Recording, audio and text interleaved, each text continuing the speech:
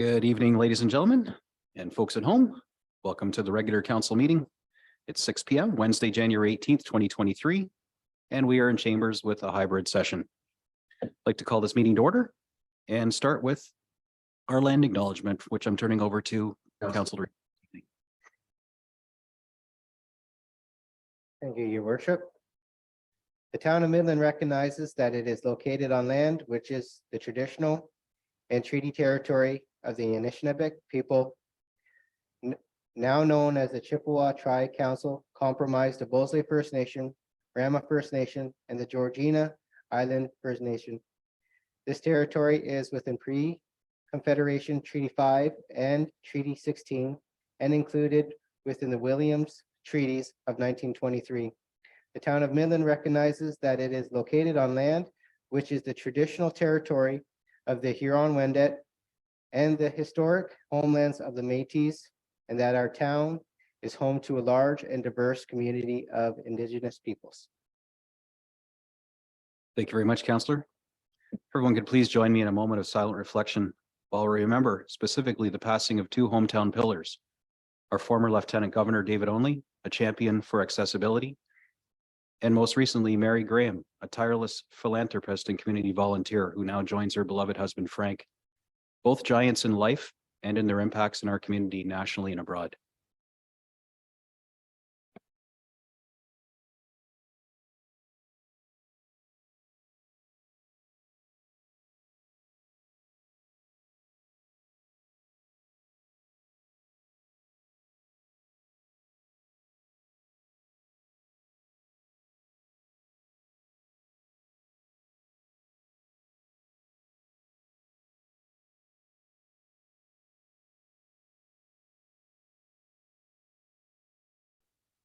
Thank you, Council.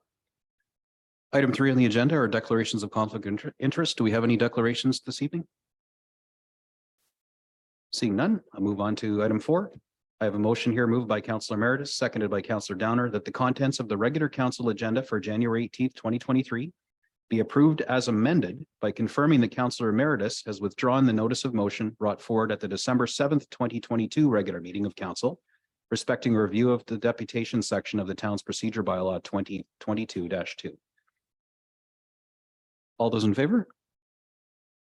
Opposed? That is carried.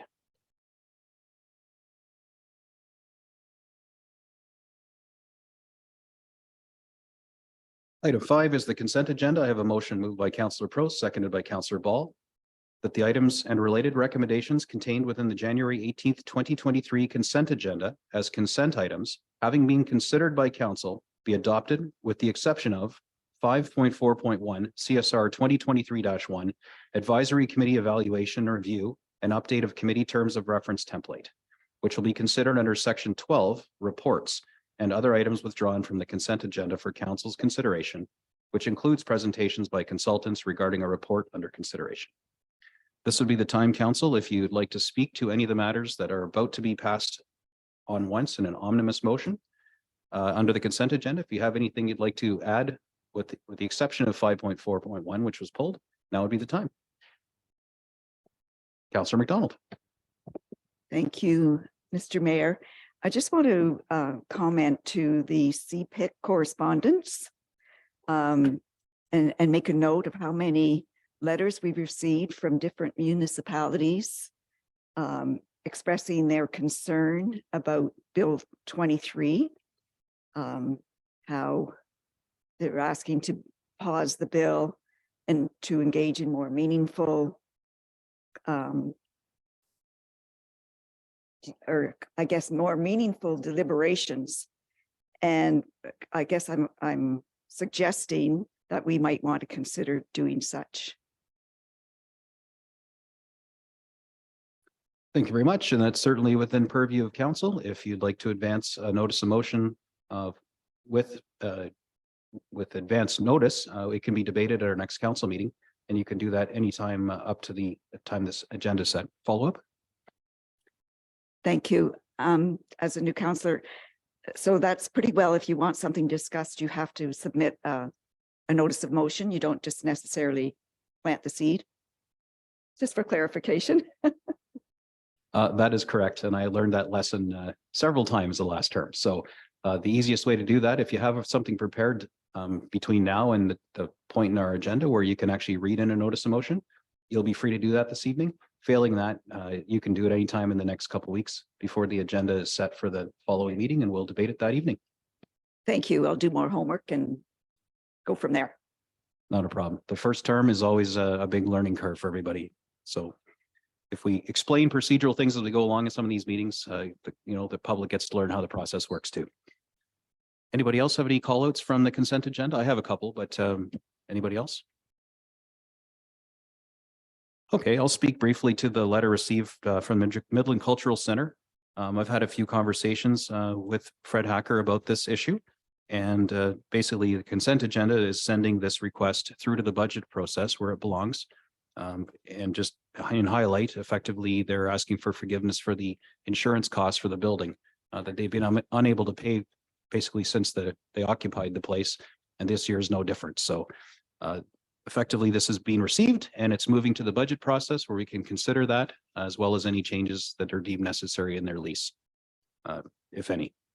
And the second item that is also sliding through because we haven't pulled it for debate is the Tiffin Basin Action Committee, a request for the town to effectively endorse their request for a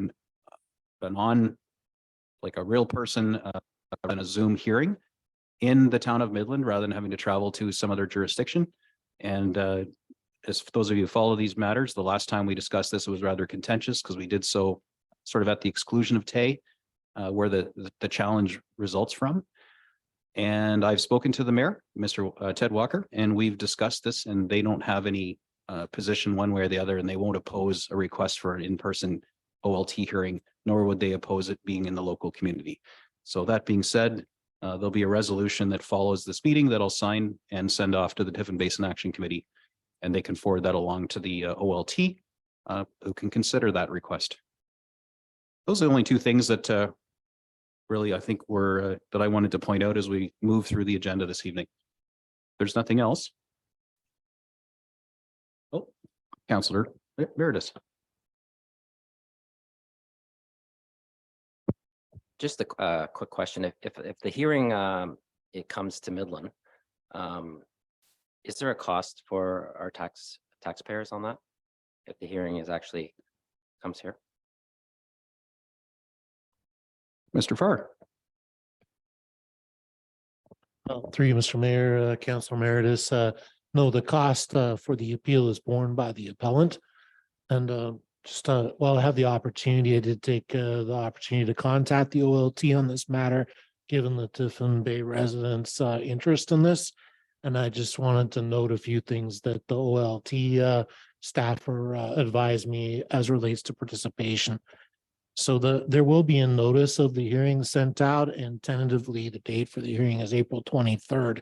So that notice typically gets sent to residents within 120 meters or who Township of Tay will have identified as having interest in the matter. So once the residents receive that notice, they then have an opportunity to advise the OLT of their interest in participating in the proceedings. And the way the OLT tribunal runs, there's two levels of participation. One is called party status, which is a highly involved kind of level of participation in the proceedings. And then something called participant status, which allows for a much less involvement, but the ability to provide written submissions and to speak to a matter without going into the additional level of detail.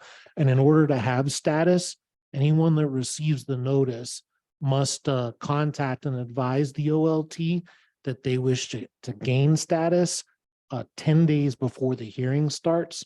If they are unable to advise of their status before that 10-day deadline, they will not be able to participate by commenting or writing anything in to the tribunal, but they can attend and monitor the proceedings.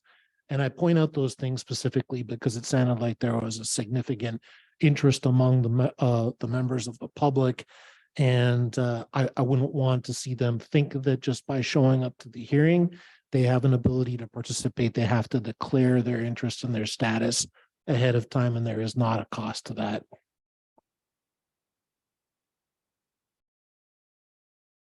Thank you for the clarification and the information for the residents. Thank you. All right, if there's no further discussion, I'll call the question. All those in favor? Any opposed?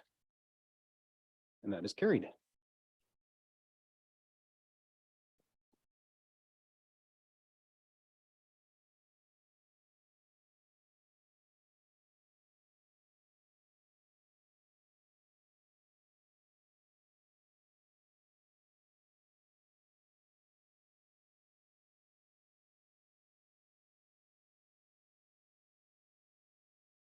So I have a copy of that resolution for the Tiffin Basin Action Committee here. It's moved by Councillor Prost, seconded by Councillor Ball, that the correspondence dated December 19th, 2022 from the Tiffin Basin Action Committee respecting the OLT appeal for the property at 3282 Ogden's Beach Road, also known as the Y Heritage Marina, to be received, and the council supports the Tiffin Basin Action Committee's request for the Ontario Land Tribunal to schedule a local in-person hearing for pending appeals regarding the official plan and zoning bylaw amendments for 3282 Ogden's Beach Road, Y Heritage Marina.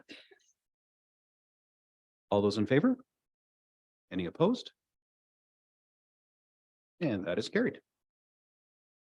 Next, I have a motion moved by Councillor Downer, seconded by Councillor East, that council resolves into the committee of the whole. All those in favor? Any opposed? And that is carried. Now we'll move things over to the deputy mayor and what I affectionately call the Jack Show.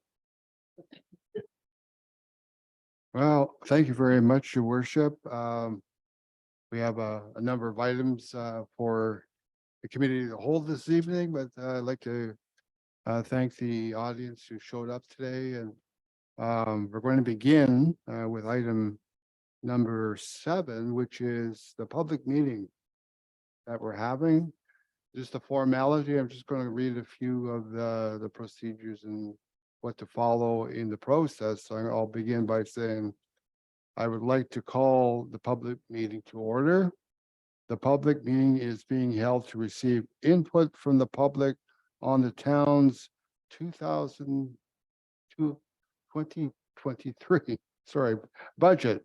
This public meeting is being held in accordance with Section 16 of the town's notice bylaw 2009-20 and procedure bylaw 2022-2.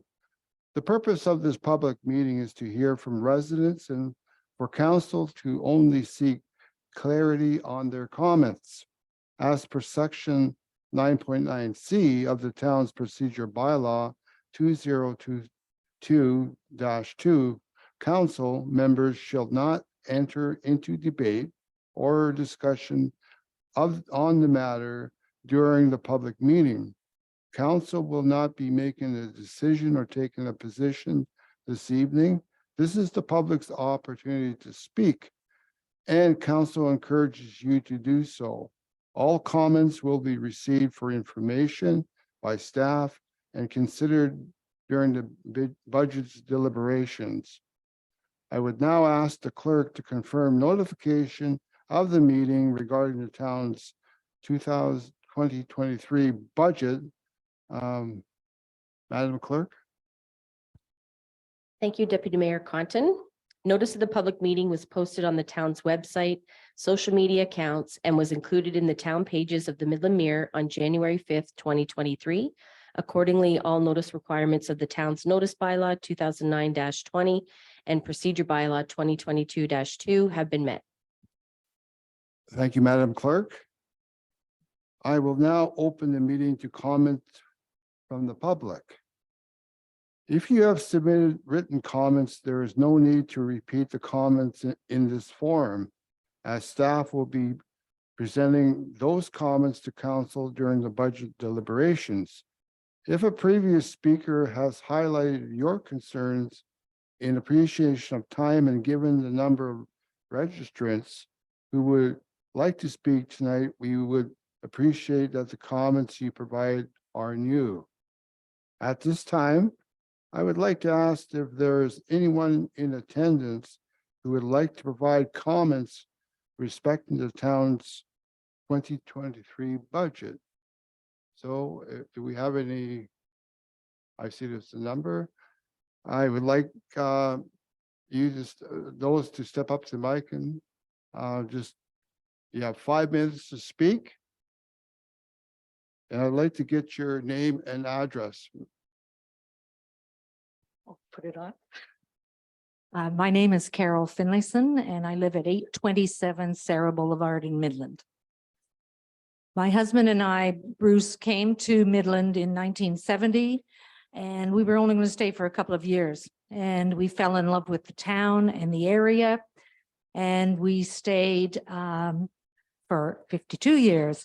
And during that time, we raised our family. We taught for over 30 years in the local schools, and we joined many of the activities that are available in this town. Tonight, I'm representing one of those activities, and that's the Midland Bridge Club. There are many of them behind me.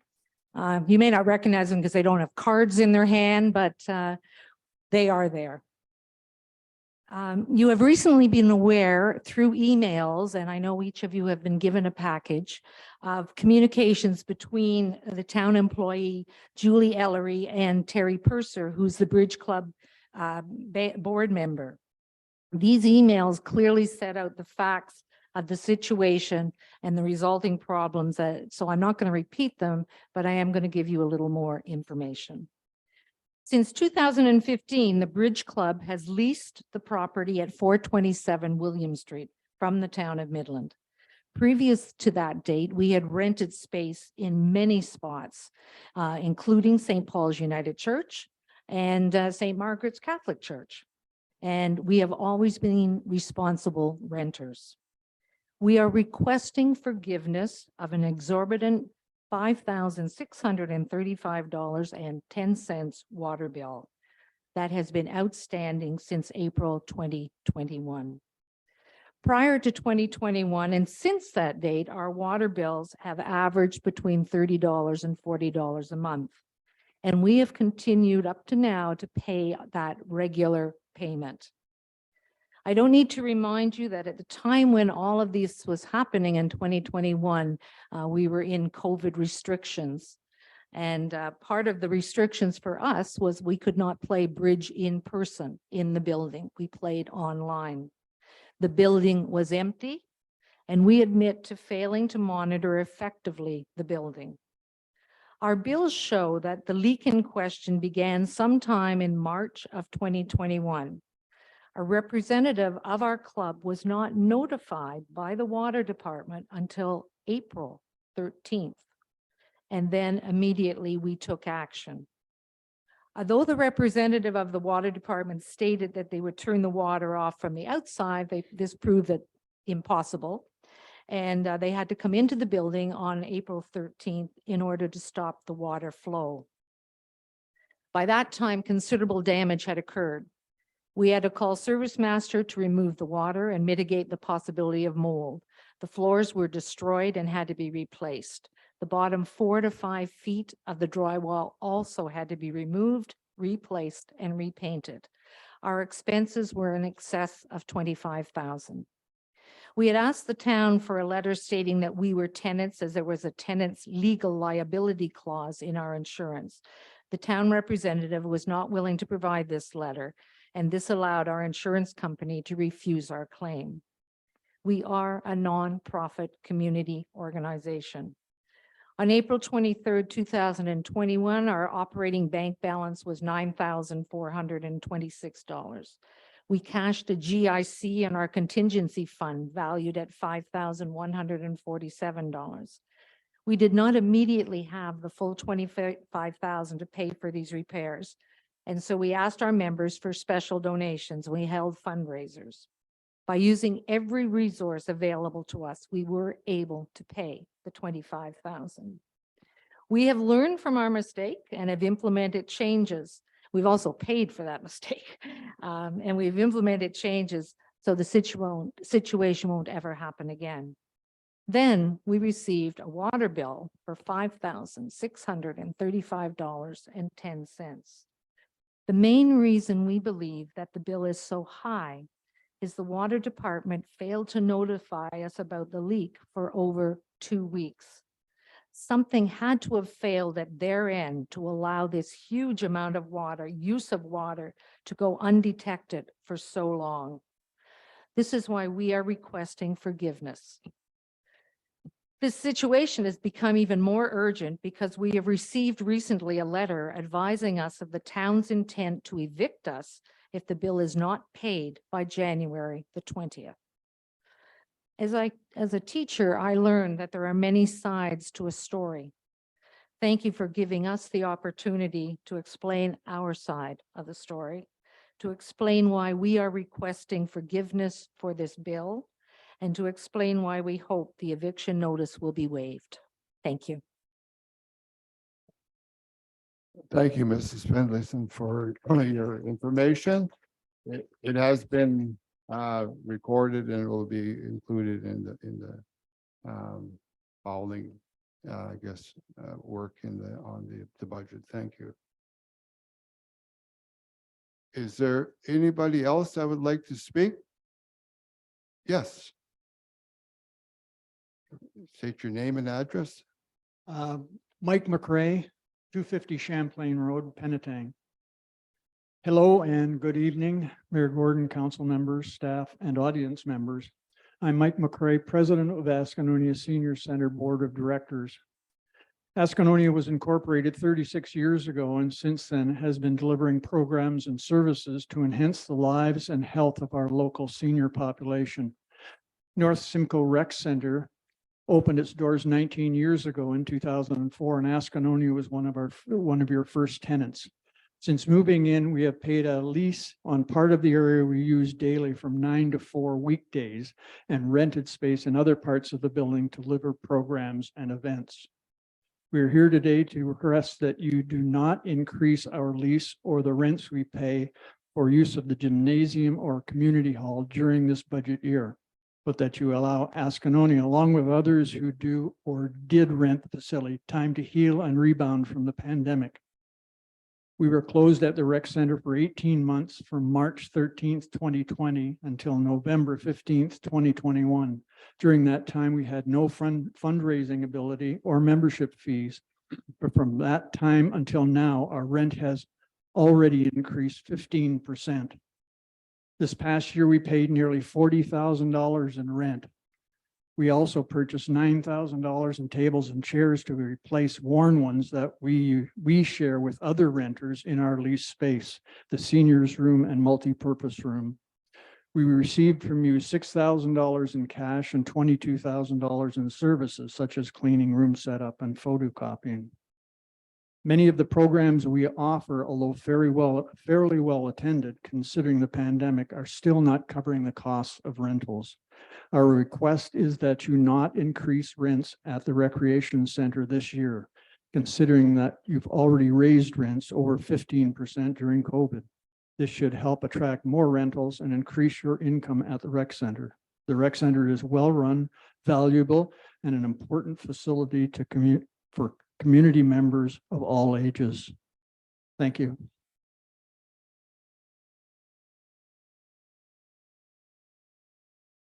Thank you, Mr. McRae, for your information. Is there anybody else in the audience that would like to speak regarding the budget? The second time, is there anybody who would like to speak? And the third time, would anybody like to speak from the audience? Okay, seeing none. I'd like to thank those who did speak this evening. And the public meeting is now closed. So thank you very much for your attendance.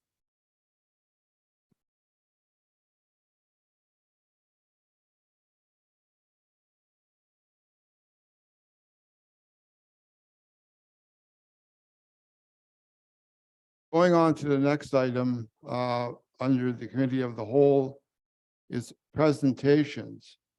This evening, we have no presentations for council. Item number 9, the Integrity Commissioner and any recommendations report. We have none for this evening. We are now on item number 10 for deputations. And we have one deputation this evening. And this is the guest house shelter. I'd like to welcome Nathan Sykes to present to council. And if we can call on Mr. Sykes to the mic, that'd be great. And this information is just to be received this evening, council. And you do have an opportunity for clarification or comments after the presentation from council. So, Mr. Sykes, you have the microphone. Thank you very much, Deputy Mayor. I don't know what I said, but room cleared out pretty quick. That's too bad. Thought I was going to have a lot of people to talk with. Oh, well. Anyway, thank you so much. My name is Nathan Sykes. I'm the CEO of the Guest House Shelter, and I'm pleased to be joined by board members and community supporters in person and online. And the Guest House, we'd like to thank you for welcoming us to speak to you tonight about an important topic, and especially so early in your term. But it's an important topic. Midland is a great place. It's a great place to live. It's a great place to work. It's a beautiful town with a rich history, and we've worked hard to keep it vibrant and to keep it accessible to all of our guests and our residents. But that doesn't make it immune from the issues that are being faced all across Canada and communities right now, and that is the increased issues of poverty, affordable housing, and homelessness. Countywide enumerations consistently show that North Simcoe has the second highest rate of homelessness in the entire county. And our last count showed over 135 people in North Simcoe. And those numbers just keep climbing. So the questions are, what causes homelessness? What are we doing about it? And how does the guest house shelter fit into this large and intricate jigsaw puzzle that is community health, safety, and prosperity for all of its citizens? To start, we need to ask what causes homelessness. People who experience homelessness are not that different from those who are housed. And the reason is, for the most part, the cause of homelessness is several issues over time that eventually overwhelm people. Now, there are three distinct reasons that cause homelessness. The first are structural factors. These are broad social and economic issues such as housing stock, the job market, healthcare, discrimination, and others. The second is systemic factors that fail. So these are systems that fail, and then the homelessness sector is relied upon for support. Some of these systems would include poor moving on from child welfare, inadequate discharge planning for people leaving hospitals, corrections, and mental health and addictions facilities, inadequate supports for Indigenous peoples, immigrants, and refugees. There are many systems, but their failure puts more reliance on the homelessness sector for support. And then the third reason is individual circumstances. And these are life situations that take place that have personal effects on people and can lead to it. Often these are traumatic events like a fire, job loss, loss of a loved one, a family breakdown. It can be health issues and disabilities related to mental health and addictions as well. Domestic violence is a growing one in our society, and there are many others. But for those who experience long-term or what we call chronic homelessness, they tend to have issues from 2 or even 3 of these main reasons for homelessness. And as complicated and as weird as the path into homelessness is, so is the path towards housing and a balanced life. When we take these 3 main reasons, we realize there are millions of combinations of circumstances that can lead someone to homelessness. And so the solutions to housing, to getting people back on their feet, they're also unique and they take time. So what do we do about it? What can we do about it? Well, actually, we do a lot. There are many facets to ending and preventing homelessness that address the 3 main reasons. Laws, legislation, policies are constantly being made and challenged to better include all people in our society. Community programs, music, the arts, pre and postnatal care, schools, education, healthcare. These are all preventative measures and structures and systems that lead to preventive care, and a lot of things that are implemented by communities just like ours.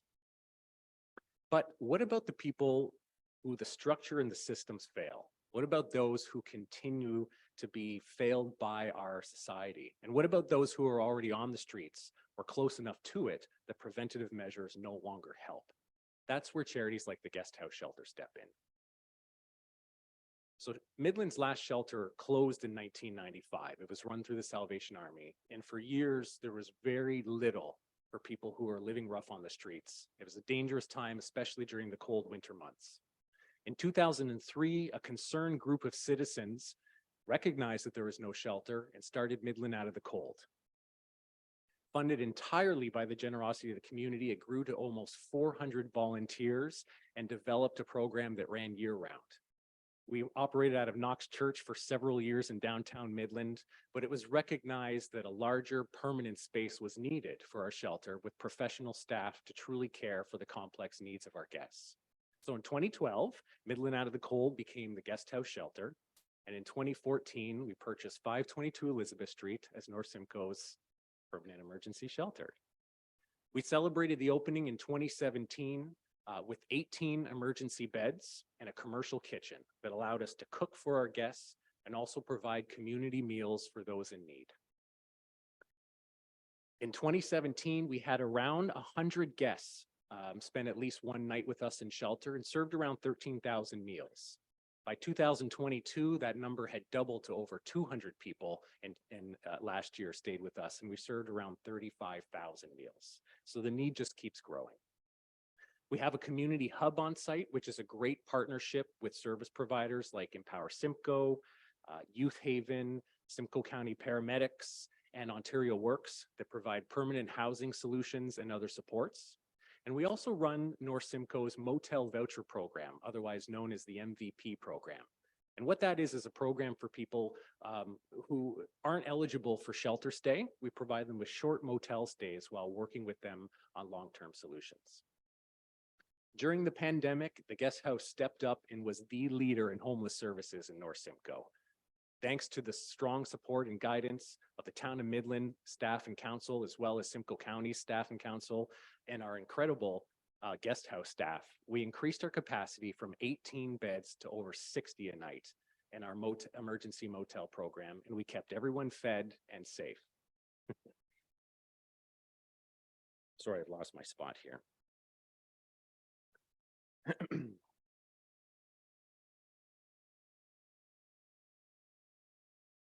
Right. We worked with the Town of Midland and the County of Simcoe on what's called the Rapid Housing Initiative proposal. And this was a proposal to the federal government that would have put 41 additional permanent supportive units into Midland. Thanks to the County of Simcoe in 2022, we also further stabilized our finances and finally get grants to get an elevator in our unit to make us fully accessible to our guests, our volunteers, and our staff.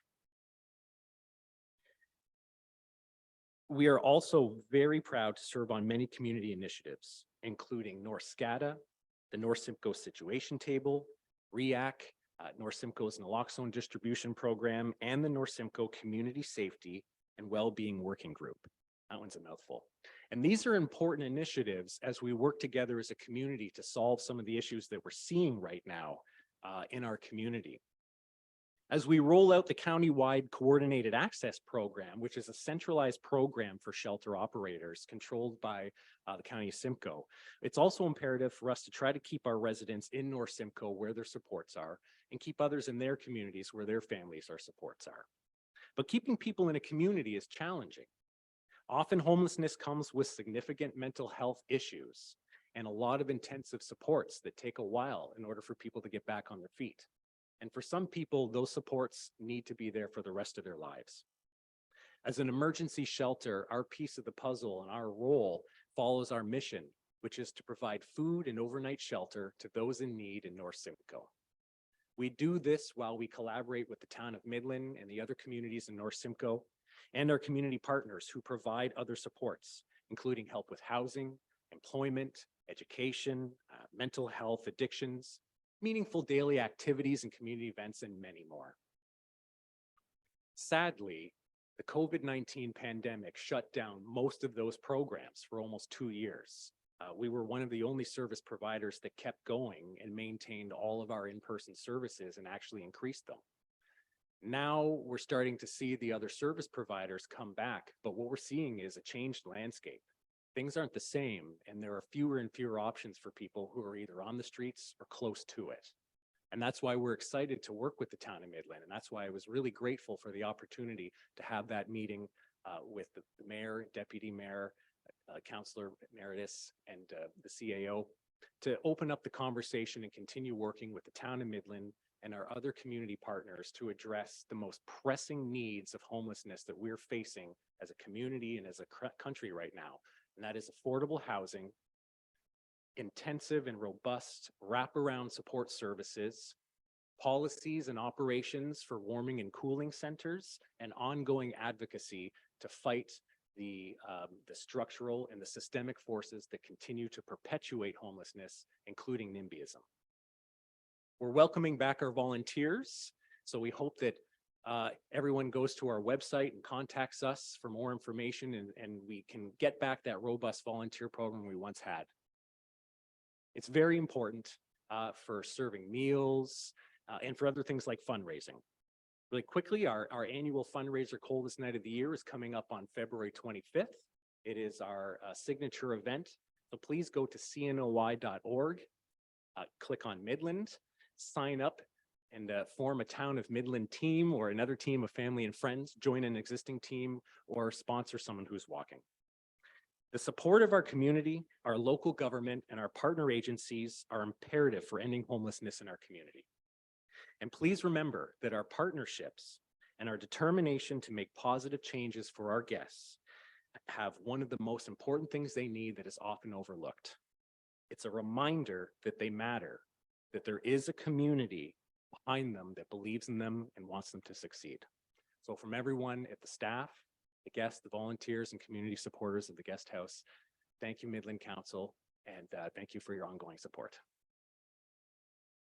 Thank you, Mr. Sykes, for that information. It's very valuable information for council to hear, as well as the community. I'm going to ask council if there's any clarifications on the presentation or comments they wanted to make or questions regarding the presentation. Council, the floor is open. Councillor Ball.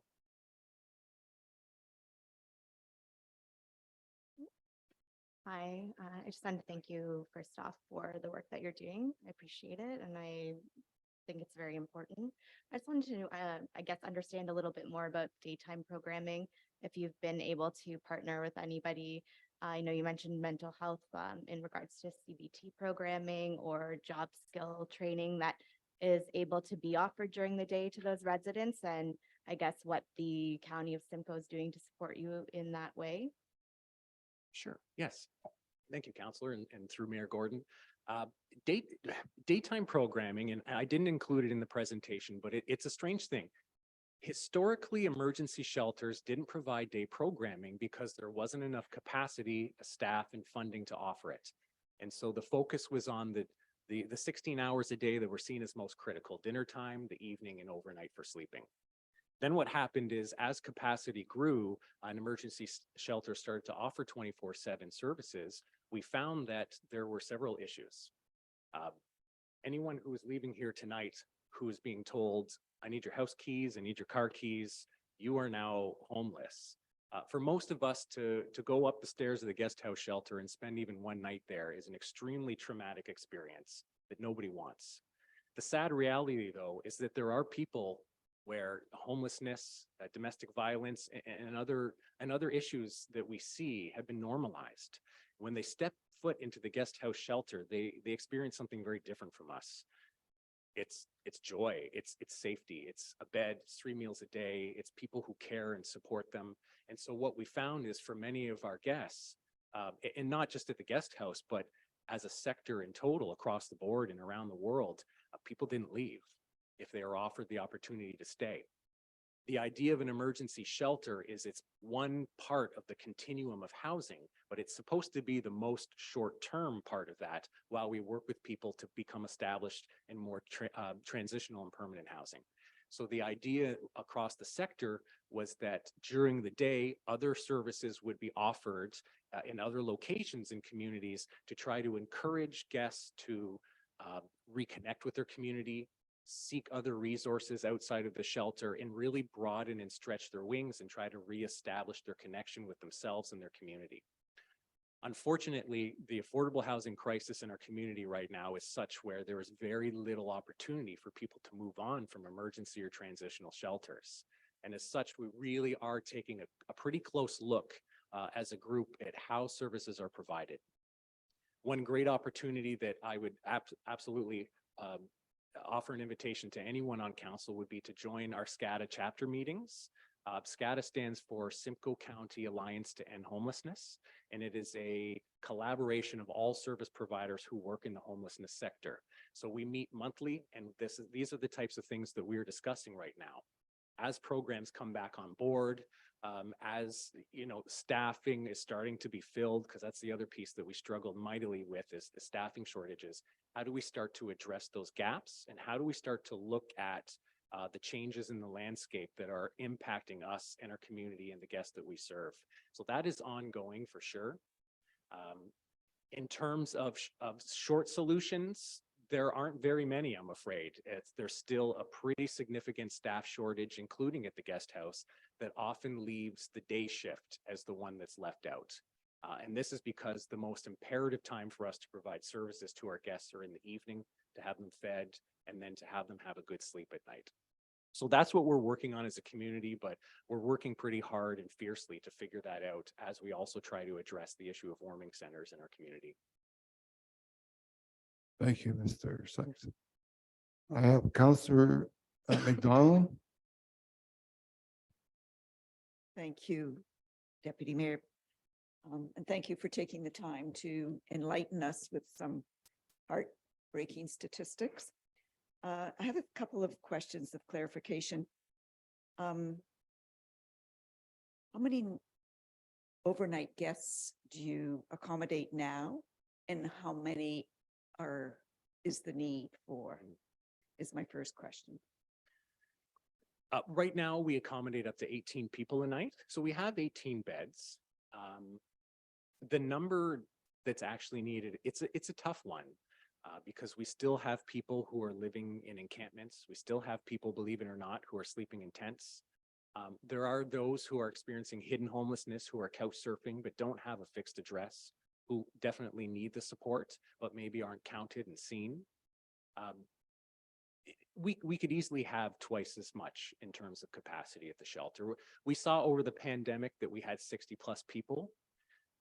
That may have been slightly inflated also due to COVID, but we really have two groups of people. We have the groups of people who experience chronic homelessness, and many of them we served prior to the pandemic, but we also have a whole new group of people who've been evicted by landlords, who have found that rent is now unaffordable, people who are graduating from college and university who can't afford a place and can't find one. So there's a whole new group of people who are quietly experiencing troubles with poverty and homelessness. It's a really hard one to give a figure, though. I apologize, Councillor McDonald. Thank you. We all recognize that you're doing what you can, but you need more. I wonder if you're familiar with the boxcar project that I think happened in Barrie and possibly Aurelia.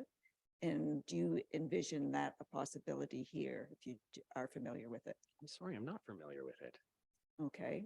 I don't know if it's boxcar or trailers where they've made them into tiny. Oh, yes. You must be Yes. familiar with it. Is that Yes. something feasible, and how would we get that started?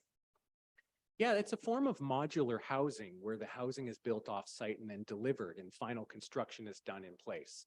It can be much more affordable than an on-site build. It can happen quicker. And that was one of the things that we looked at when we worked with the town of Midland and Simcoe County on converting a motel, transforming it into permanent supportive housing, is how do we find quick and cost-effective housing solutions for people to increase affordable housing, and that is definitely one of them. It requires land and it does require some collaboration between funders, but it's certainly one of the most expedited ways to increase affordable housing in our community. Requires a bit of money. It does, yep. There are programs like CMHC has a co-pay program. There are funding opportunities out there. Is that something that the guest house could initiate or how? I- And then I just have one more question. Yeah, I think as a community, it's something that we do talk about. The guest house would definitely be happy to explore that. Largely because, you know, we do have understanding of the sector and the continuum of housing, but also we really feel the pressure and the hopelessness of people who come to shelter with visions of being able to move into somewhere permanent, and over time just watching that hope fade from them as they recognize that the rental market is almost non-existent in North Simcoe. And you did refer to warming centers and cooling centers. Do you have any suggestions where that would be here in Midland?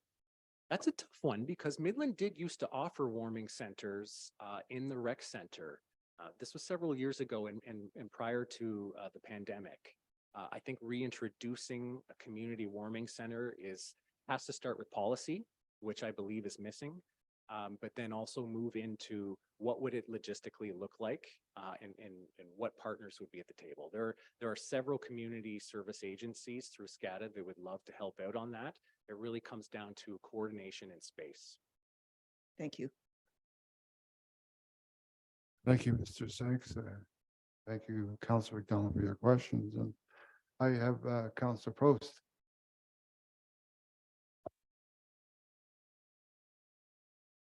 Nice to see you. I can hear you. I don't know if it's through the mic, but I can still hear you. Oh, it's working now. I have one question and one comment. Can you confirm whether you have funding currently for 24-hour services or to be open during the day? No, we have funding for a day staff, but that funding is not necessarily to provide day services for our guests. So they do one-on-one case management. They will do some counseling, but they also do a lot of data entry. They go to different committee events such as the situation table. So they're out and about in the community during the day. We do our own cooking in-house and our own cleaning in-house because we don't have the funding to get that from an outside source. So we have staff 24/7 when our staffing complement is complete, but it's not designed to have drop-in services during the day. Okay. During the week, sorry, on the weekend. Yes. Okay. Yeah. So you know firsthand from even my own experience when I had the next door teen transitional lodge, 24 hours is what they need. They need that wraparound service, and meeting with them once a week to make a plan. It's not always possible, but being open all the time and having something there and knowing that somebody cares can make a difference in some of their lives. And regardless of who you can help and who you can't, it keeps them off the streets. So that's my comment. Thank you. Thank you for coming tonight. Thank you. Thank you. Councillor East. So first, I'd like to thank you for, trying to do what you do. I can appreciate what you do because I do some charity stuff to help the homeless as well. I appreciate your speech, but I'm not picking up what you're putting down about safety. I spoke with a couple of people that tried to stay with you. And in regards to feeling safe, there was no safety. It was indicated to me that your units are run by drug dealers, so they're scared to go there. I can't imagine a family of kids ever going there and feeling safe knowing this. Neighbors around you have your residents peeing in between fences on their property. Not only that, but literally pooping in front of, in their buildings and with no remorse, okay? my family was going to the library and one of your residents whipped out his thing to take a pee in front of them. And the same thing happened to my mother-in-law. These aren't stories that I'm fabricating. So the thing is, what you're creating is an environment that's enabling them with no end in sight to, I'm going to say, not punish them, because you don't want to punish somebody that's ill. But I think that you really have to stand up and hold yourself accountable for their actions in Midland. Because essentially what you're doing is they're terrorizing Midland. They're terrorizing downtown Midland. Now, I own a store downtown Midland. I drive by every single day and the police are there, what, 3 or 4 times a week? Is that a fair assumption, or do you know that because you're not there? And as well, even the church beside you, a volunteer wanted to go in there because they volunteer at church and they wouldn't move. So nobody is holding your residents accountable. So they're having free run of Midland terrorizing our community.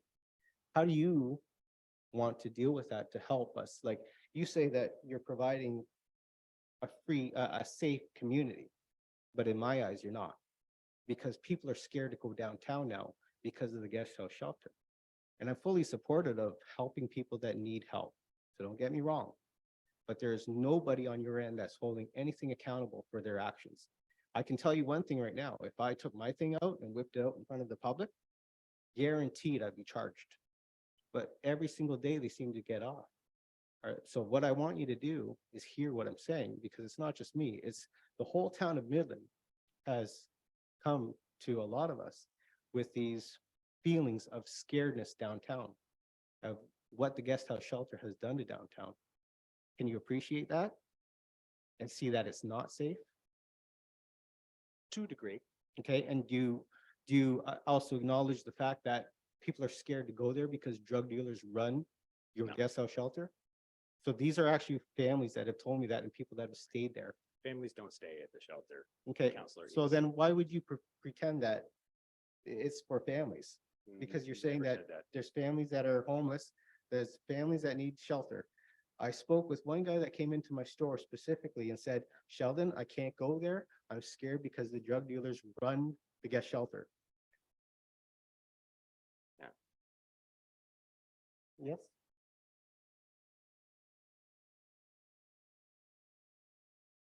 Okay, all I'm doing is I'm just venting out what the public has been saying, because nobody's saying it. I totally appreciate what you're doing because people do need help. But at the top, somebody has to be held accountable, right? And I'll let you speak now. Sure. Honestly, I don't have a lot to comment about that. I appreciate there's anecdotal evidence. I appreciate that there is not everyone in the community who appreciates the work that gets done. To be sure, these are not our residents. These are residents of the town of Midland, and we're providing a service for them. We are not, never have been, and never will be the solution to homelessness in our community. One of the things that we need to work on as a community as we come out of the pandemic is fixing those gaps that we have in service provision. That requires our partner agencies coming back and providing more daytime programming. Our community getting back together with bylaw, with police, figuring out community responses. But other than that, I mean, the guest house provides emergency shelter for individuals that are adults. We are not a family shelter. That's what the MVP program is for families and other people who can't make it into the shelter, or for whom the shelter is not appropriate, like kids. So what you're saying is that there's nobody to hold these guys accountable. Well, these are residents of Midland. So that they receive services from the guest house is one thing, but they also receive services from many other places. To hold the guest house solely responsible for their behavior, I think is an irresponsible statement to make. I don't think it's irresponsible at all. I think that if we're going to have people that need help in our community. So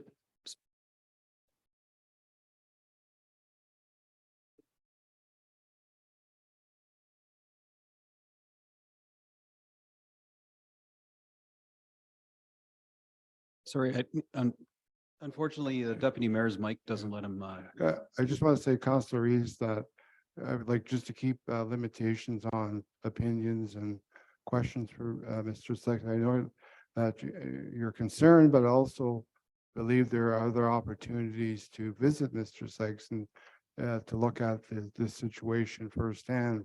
But I appreciate that, and hopefully Mr. Sykes, you open the door for council and for anybody to come and visit to get answers.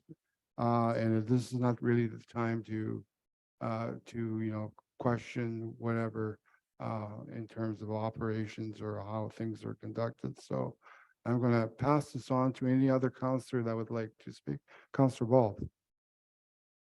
Hi, I just wanted to ask you, I guess, if you know the next meeting. You mentioned the SCADA meeting. I'm on the website and I haven't been able to find a meeting time.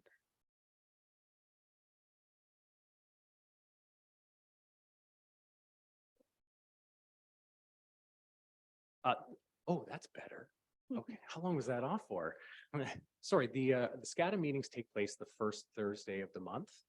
They are still currently virtual. I'd be happy to send you links and information agendas to our next one. Absolutely. Thank you so much. Are there any further questions? I have your worship. Thanks for coming tonight. The idea wasn't to come here and pepper you with, criticism, but really just to hear more about some of the challenges you're facing. Most recently, it's something that I brought up at county, the only place I really can where your funding comes from, asking where's the deficit? How come you're not able to be funded? Your mandate's 24/7, but the place is closed during the day. And to Councillor East's observation and many of our residents and business owners, if your facility could be staffed during the day, then at least for basic, human function, like going, using the washroom, they'd have an ability to go in and use the facility there. And then perhaps if the wraparound services were in there because you are open, then they'd also have the option to meet with Empower Simcoe and whatnot. So these are struggles that you shared with us. It was a meeting that, just for clarity from other councillors, I don't think that we're doing this in isolation.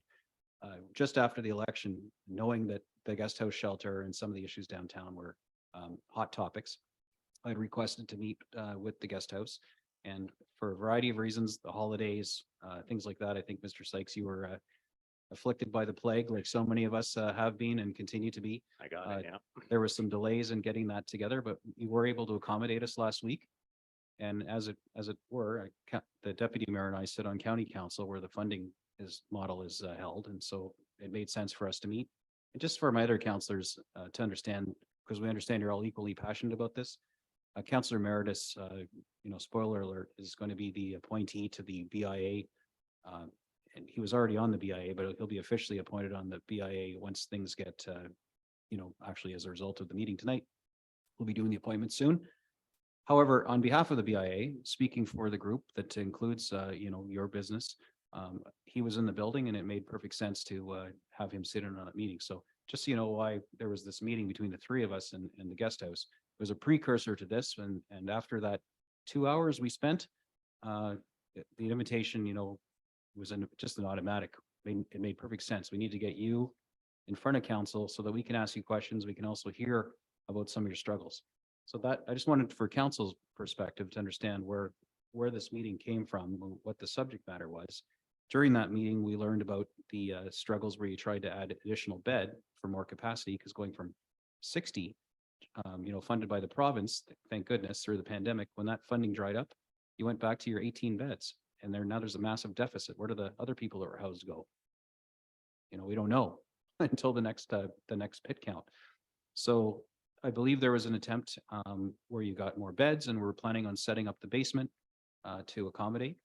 But there's some challenges that maybe, rather than me, orating here as much as I love to talk, I'll let you explain a little bit about the challenges of why you were unsuccessful at opening up more beds. Maybe you could share that with council. Sure, yeah. In June of 2022, presented a deputation to County Council. In part of that deputation was a discussion about how the county and the communities were going to try to help find places for those people that we would be displaced when the motel model ended. And one of the solutions was that the lower level of the guest house is sitting vacant and has a structure very similar to the top floor. So with council's approval and with the unknowing approval of the mayor of Midland at the time, funding was provided by the county of Simcoe for additional beds and mattresses and staff to increase our capacity.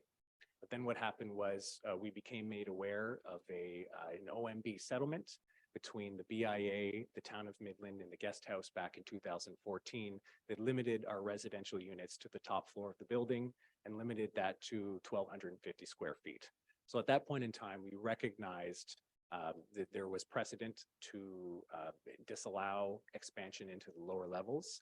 And so we work on that and we take a look at what are some solutions that we can still provide at that level in terms of warming center and some other programs to offset that. But it was difficult news to receive. It was unfortunate. One of the things that we also struggle with as a sector in homelessness is that for the most part, anytime you see an emergency shelter, you can believe that it is single staffed. So there is only one staff on a time. That includes the evening and the overnights. One of the hopes was with the expansion of the shelter, we would be able to now provide 2 staff on site at a time, which would help to increase with things such as programming during the day and more services offered to our guests. It also was going to be a great boost to our ability to acquire and retain staff with the invitation that there would be 2 staff working at a time. So there are some difficulties that came with that news that we're still working through, but we're hopeful that as a community, we still come together and find solutions as we move forward. You know, the guest house is one piece in a very large puzzle, as I said earlier. And so really what we're taking a look at now is how as a community do we put more pieces of that puzzle together to create a more comprehensive picture of how we collectively solve the issue of homelessness in our community. Thanks for sharing that. These are all truths that, you know, I learned in this meeting, and I think it's important that all of council learn them as well, not always hear them from me. Right. The other, I guess the most contentious thing is because you can't be open during the day, you know, 7 o'clock or 8 o'clock, whatever it is, people have to vacate the building because there's no staff. And consequently, there's no washroom facilities, there's no programming, none of those wraparound services that are intended to try and move them out of homelessness are being offered. So my commitment to you, even though you're not asking for it right now, I'm going to tell you and everyone watching is that Deputy Mayor and I, this is very, very important to us, as I believe it's probably important to all of council. Deputy Mayor and I will be working with county, the funding source, the funding arm for community services in Simcoe County, to try and work on a formula that can help and support the organization to find what it needs to be open during the day, which again doesn't solve homelessness, but it does mean that all the people that are automatically displaced in the morning will have an option at least to use a washroom or come in and avail themselves of programming. Some of them may choose not to, and they will hang out anyway, and they'll be exactly where we see them now, but not all of them will by default. So that's a commitment that I'm making, that it's very important to us to try and manage. We're doing that through the county budget process. I spoke to it at my very first county meeting. Figured I'd light the mic up and ask the question. Since then, I've had 2 meetings with the head people at the county in charge of community services, and they are aware of the issue. We had very blunt conversations about it. They're working on it. I expect they're going to be working, they are working closely with you. I believe they're already meeting with you almost weekly. So the wheels are in motion, and I want the community to take away that this isn't something that any of us are prepared to accept as status quo, and we'll do everything we can to support you to support the people who you serve. So that's just kind of my my stump speech. It's something that we're working on, and I want council, the council will be part of that. Wherever it's something falls down into our jurisdiction in the lower tier municipality, I will be counting on all of you to help support whatever we're doing. The good news is right now there's no monetary ask, nothing on the budget from our lower tier because it isn't really our jurisdiction. But Deputy Mayor and I will be working closely with the county and the guest house where we can to do everything we can to support, to try and get those day services going. And there's some creative ideas that the county's talked about that I'm not at liberty to share yet because the wheels are turning, but they're near-term solutions to get the doors open during the day. And I was elated that, you know, I'm not bringing news to the county on behalf of Midland. They're well aware of this, and the guest house has been sharing their challenges along the way. So that's my little one part. And then the last piece is volunteers. You need volunteers. Yeah. I know I'm probably gonna get in trouble for this, but my wife, I think, sent an email a few weeks ago asking if you needed a volunteer. She'd love to participate. She's a practicing psychotherapist. And, not only can she physically be there, but she also has, amazing skill set that she'd like to volunteer. If there's other people in the community who would like to get an email back and to submit an offer to volunteer, what's the best way for them to reach you where they get a response? Just in fairness, she hasn't got a response yet. So Thank you. Yes, thank you. The best channel at this point is to send an email to Nathan at theguesthouseshelter.ca. There are a couple of archived emails, but as we struggle with staff shortages, we also struggle with more emails than there are people to answer them. So the best thing is just to come directly to me right now. And thank you for the opportunity to share that information. Your Honor. So we appreciate you coming tonight and availing yourselves of what is a really hot topic in the community. And Councillor East is simply sharing the anecdotal experiences, many of which I too have heard. I've visited, just don't want to steal the mic here, but after the tree lighting, I had an opportunity, since I'm standing down there anyway, I dropped into the heated ramp at the church, which is an attractor for people to hang out on because it is heated. And I had a chat with some homeless folks. One of them has actually since passed away, Al Cusino. I'll say his name because he's no longer with us, but he was someone that I was working with to try and get out of homelessness as well. But there are great people, there are troubled people, there are folks who I don't think we're ever going to be able to fix, but that still need supports. They are residents of Midland. And even if they didn't originate here, the way the county shelter system works, for those who don't know, if there's an available bed, and they learn this through your data entering to HIFIS, which I hear you have some challenges with. Yeah. So I'll scold you right now, get your HIFIS data up to date. But they learn through that, and they will move people from one community to another to where there's an available bed. So I've also had people approach me saying, well, they're busting in the homeless in the Midland. Geez, we can barely handle what we got. Well, that's true. We only have 18 beds, but they do move people into Midland as they move people out of Midland when we're full. Yep. So just more realities I'm learning from the county level. It's fascinating. It's also very disheartening. But we do have a lot of work to do collectively as society, as a municipality, and through your deputy mayor and I at county as your advocates. So you can hold us accountable. We're going to be doing everything we can to work, and you can expect a close relationship with us, and look for my wife, Seema. Thank you. I will. And yes, you are in trouble. Thank you, Your Worship, for those comments. And what I've learned is a better understanding of the situation for the town of Midland. But what is more important is finding solutions to the needs of the shelter, but it's also building partnerships in order to move things along. And I see that you've discussed this in your presentations in the past, so I really appreciate that. I would suggest that any counselor here should make a visit to the shelter and speak with Nathan and get the answers. And that's how you find solutions, and that's how you get a better answer. And if we all have a passion for this, I think that this is the way to do it. So I want to thank you, Nathan, for your presentation. It's a valuable session for council, but also for the community. So thank you very much. Thank you. Thank you, everyone.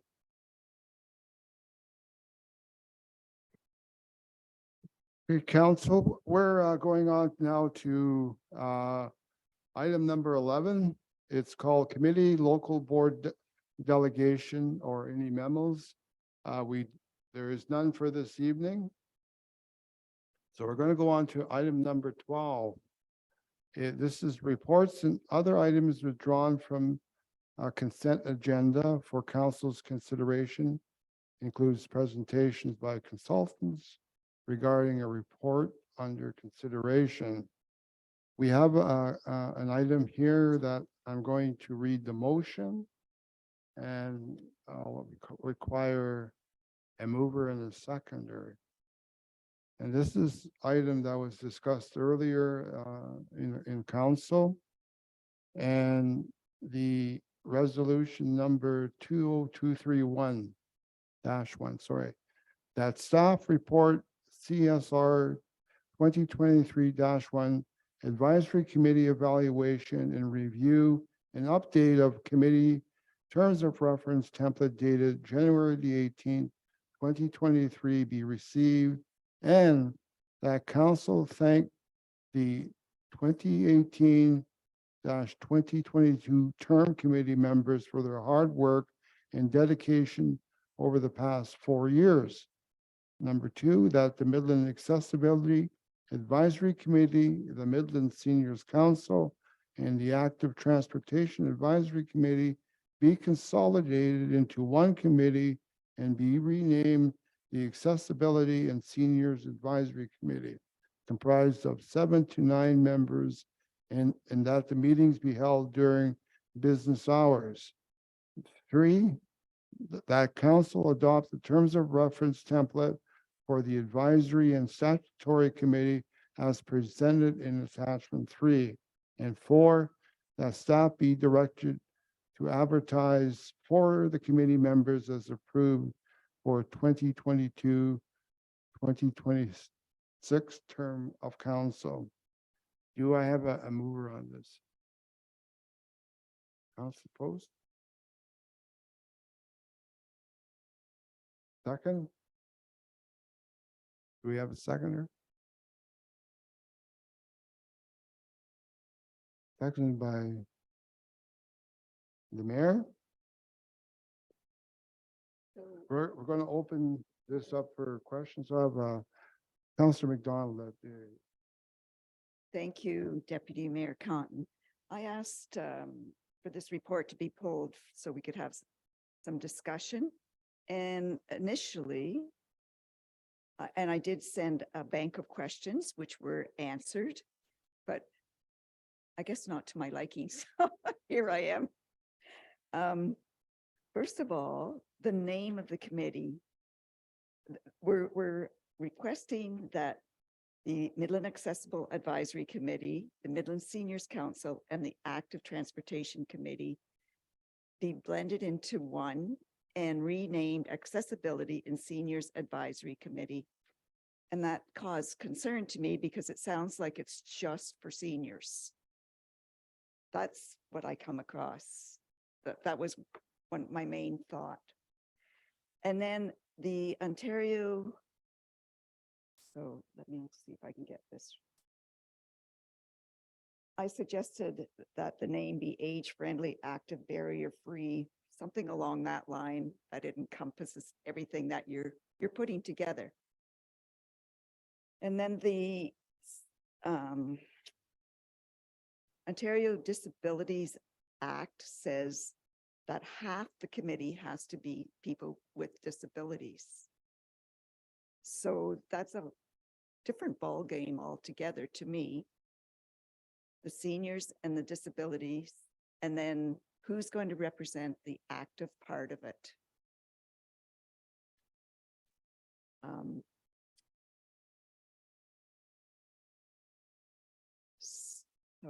And they said the mandate was overlapping. I couldn't see that their mandates was overlapping to a great degree. And then I didn't know what the mandate of the new committee would be. Would the new committee decide what their mandate was, or do we tell them what we want them to do? It's hard to advertise, hey, join this committee, but we don't know what you want to do yet. So those are my concerns. I thought it should be revisited, that possibly keep committee structure as it is. I recognize that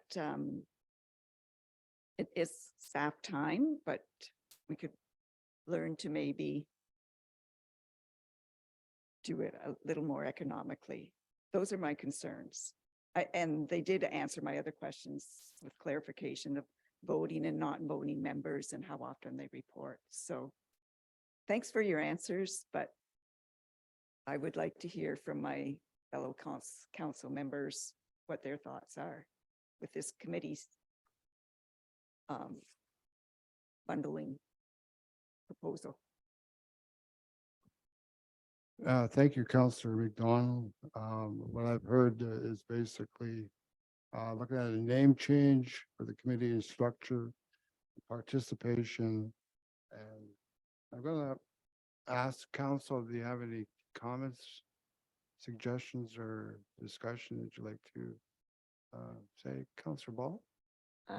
Thank you. I think that you bring up a great point, Councillor McDonald, about the disability and having to have half. I think that's maybe not the most well-rounded representation if we're combining committees, so I appreciate that comment.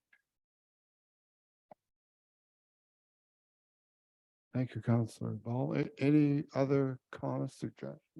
Councillor Prost? I support looking at it again. I did receive a phone call today from somebody on the Transportation Committee, and I'm sure most of you got the same call. But I don't disagree with him because I think it is confusing.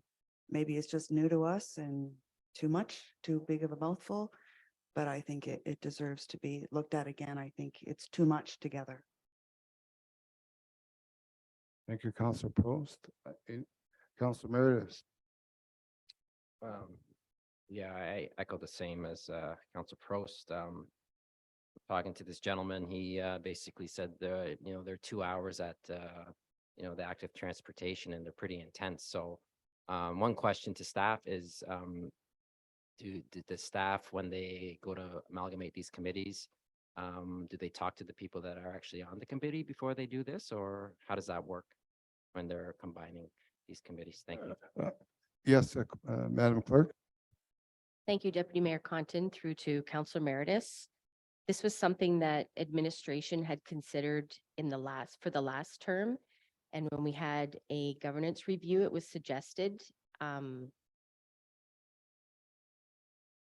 wasn't necessarily suggested that we combine them, but after having this last term, we had a real problem getting people to volunteer for the committees. So we also took a page out of the ministry because they've combined the seniors and accessibility under the provincial mandate. A lot of municipalities are doing the same thing with seniors accessibility, and then with active transportation, we just thought that it would fit well within the core mandate of this new committee. And I know for a fact Tiny Township has done this similar combination of committees. And although there needs to be a percentage of residents with disabilities, there's 9 members on the committee, and people don't have to necessarily disclose their disability, but even if there was 4, it's a percentage. So I don't think it's half of the committee. I can look into that legislation. But again, all 3 committees, they were established to maintain healthy, sustainable communities, remove barriers. So those seniors, people with disabilities, removing barriers increases active transportation. The committee would implement and enforce standards of accessibility, which is a requirement. It's a legislated requirement for every municipality. All 3 committees recommend, advocate for the improvement and enhancement of services, modes of delivery of communication to Midland seniors, those with disabilities, and all residents of the town. And its administration, and all of these things would improve the quality of life for all Midland residents. So it is a combination committee, but they're achieving the same goal for all the residents. And anybody can apply. It's up. We will go into closed session. Council makes the appointments to the committee. One thing that we did struggle for the last few years is getting people, as I mentioned, to apply to the committees. So we've gone from requesting 25 people to 9. So we're hoping that if we get a core group of people, that we'll be able to have, the meetings that we're supposed to. So in response to Councillor McDonald's question about the mandate, we were hoping for council's approval of the combined committee. We were going to draft a mandate with the combination of the 3, and then the committee at their first meeting would have the chance to discuss if they wanted to make changes or if they had other ideas. We would just provide the framework for their terms of reference, and each committee at their first meeting will tailor it to how they see the committee moving forward. Thank you, Madam Clerk. Councillor Meredith? So I guess the committee could be, because there was a time frame in there moving the committee to day meetings, I believe. I guess the committee could decide once on that framework if they wanted to move it later in the day or so forth. Madam Clerk? Through to Councillor Meredith, yes. I will note that the Seniors Council met in the morning. Accessibility was an afternoon meeting. And active transportation has gone from mornings to afternoons. They had evenings, they were back at 4:30. So it wouldn't be that far of a stretch to consider that it be held during the day. And at least this way, when we advertise for the positions, they will know, okay, it's during business hours. And if you're able to attend, then they would apply. And it is also to reduce the costs for staff, because we will have a resource person that attends the meetings. And obviously, if we attend after 4:30, it's overtime. And so we're trying to reduce costs as well. Thank you, Madam Clerk. Councillor McDonald? Thank you very much. I can see the relationship between the Accessibility Committee and the Seniors Committee. But I think if we wrap the Active Committee in there, we're going to lose something that entirely an opportunity for them to sell Midland as a place to want to be, because we have lots of activity happening, not for just seniors and people with disabilities, but for people that want to learn more about all the sidewalks we can walk on year round. And just, if I could just say, in case I forget, I'm certainly in support of number 1 of this recommendation. Mr. Campbell. Through you to Councilor McDonald, the Active Transportation Committee has had a place and a role, and their mandate was to provide some guidance to council. Also, one of their core mandates was to provide and develop a promotional program for active transportation. In the last term, that group didn't work on that activity very much, or maybe very, very little. And as a result, they spent a lot of time trying to, consider the capital budget. And, we had discussions there. I attended a few meetings, and they talked about things that were outside of the mandate. And the mandate is, how do they promote active transportation? And, we talked about that when I was there, like, how do you get the website material put together? That didn't happen. How do they deal with promoting active transportation? They spent time on other issues. So part of this is, if they're in with the seniors, because walking on sidewalks, how do we get mobility scooters up and down our streets? How do we get them on our curb cuts? How do they evaluate the traffic signals? We've had some comments from people around how long the timing should be for crosswalks. That's where that linkage comes between. How do we deal with the activeness is around all those issues of mobility. And so we thought, as a staff, we can put them together, and hopefully we can get the committees to really have time and commitment to develop the product that will help promote these initiatives. So again, if council wishes to continue with separate committees, or only combine 2 and not the others, that's the will of council. But I think we really have to challenge all of our committees to have a understandable mandate, and develop some product that will help achieve the initiatives that we're looking for. Otherwise, we're having meetings, and I was spending 3 staff to active transportation. I've told them, like, I cut that back to 1. It really hasn't been a productive use of staff time. And going forward, if we have only 1, or if we keep the active transportation committee, again, I'll be trying to limit the staff time, because it hasn't been that productive. Thank you, Mr. Campbell. We have Councillor Downer.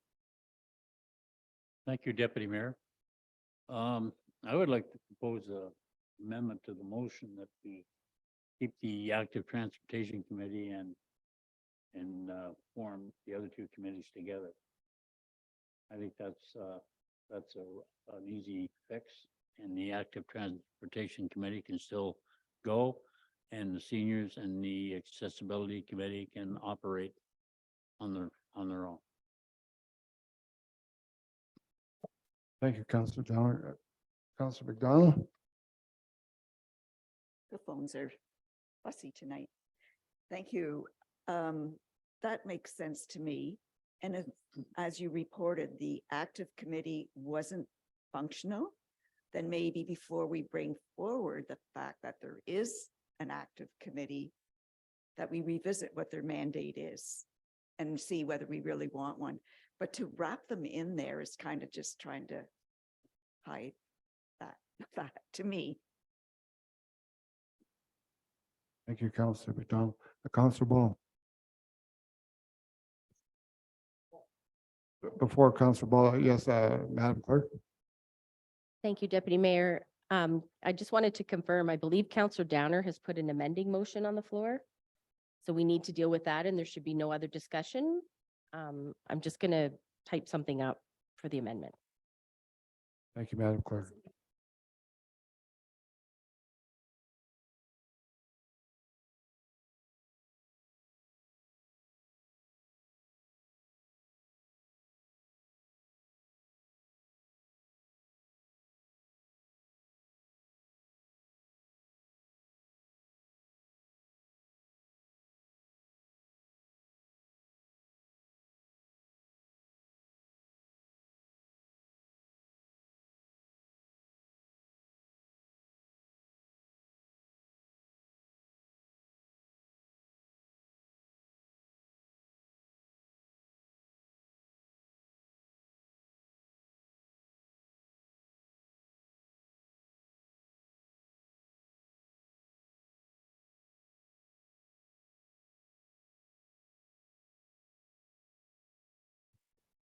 I have the amendment drafted. We will just need a seconder, please. I'll second. Yeah, it's seconded by Councillor McDonald. The amending motion will read that the Active Transportation Committee continue as a separate committee.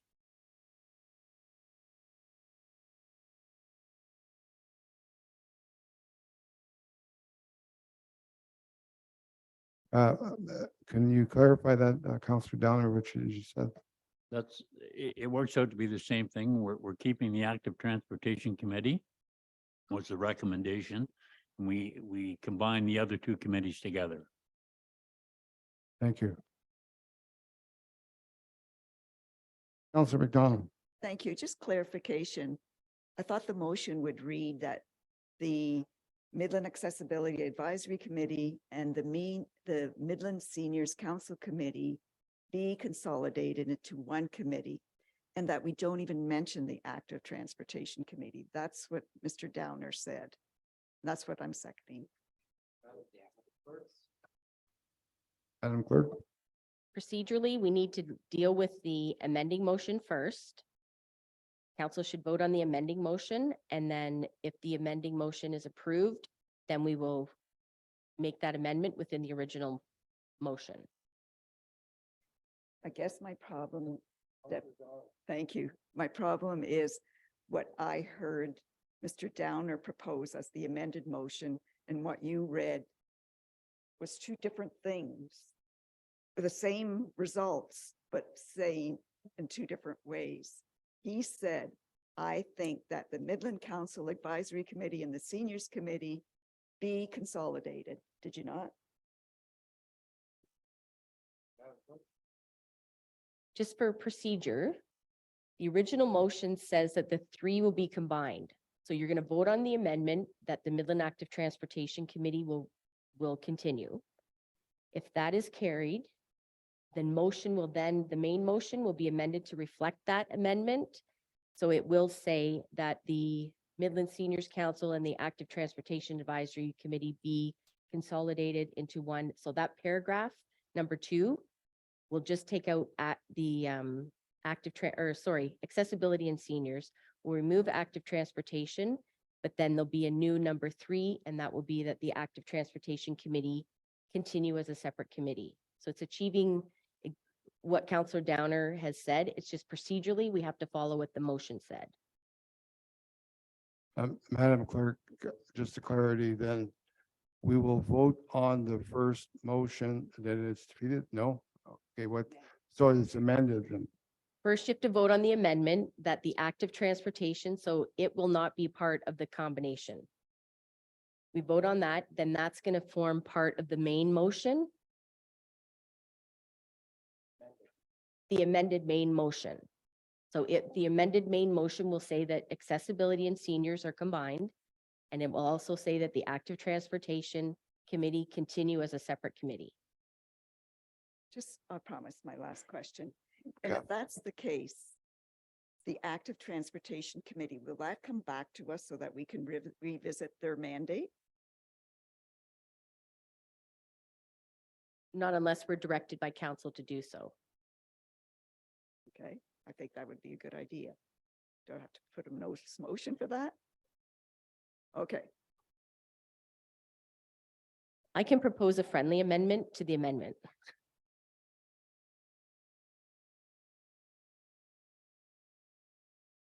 So Madam Clerk, you're revising the amendment? okay. And that the friendly amendment would be that the Active Transportation Committee be separate and be revisited by council for their mandate.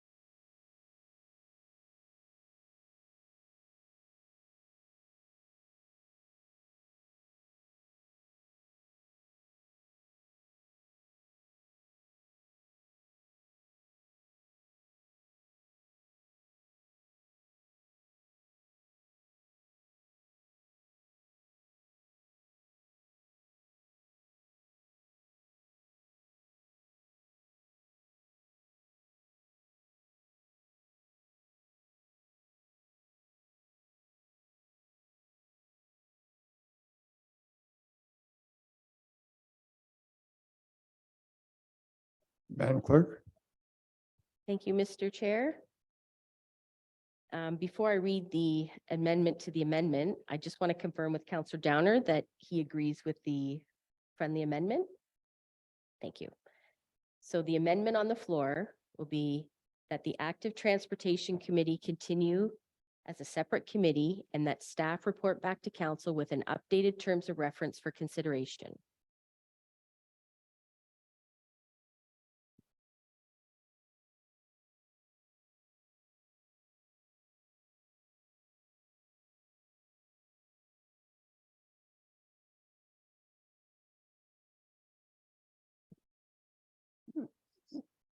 So Madam Clerk, you're rewriting now. I just got open for discussion.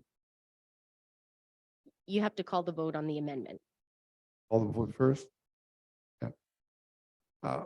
So for, I guess, just to reread the motion one more time, then.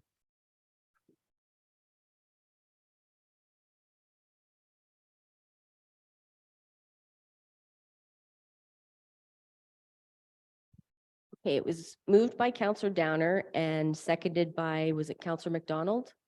That the Active Transportation Committee continue as a separate committee and that staff report back to council with an updated terms of reference for consideration. Thank you, Madam Clerk. We're going to call for the vote for the friendly amendment. All in favor, sorry. Oh, Madam Clerk, sorry. I apologize, Mr. Chair. You may have a discussion just on the amendment. Oh. So just what we read. Okay, thank you. We will have a discussion on the friendly amendment. Counselor Bo. Thank you. Just speaking to what Mr. Campbell was saying about how, I guess, poorly attended the meetings were, as well as the staff commitment and financial commitment for our taxpayers, based off of that. And that the issues that you are discussing are surrounding accessibility, from what I understand. I don't see why they would need a separate committee at this point. I would love to be proved wrong about that, though, if anyone wants to. Thank you, Counselor Bo. Anybody else? Your worship.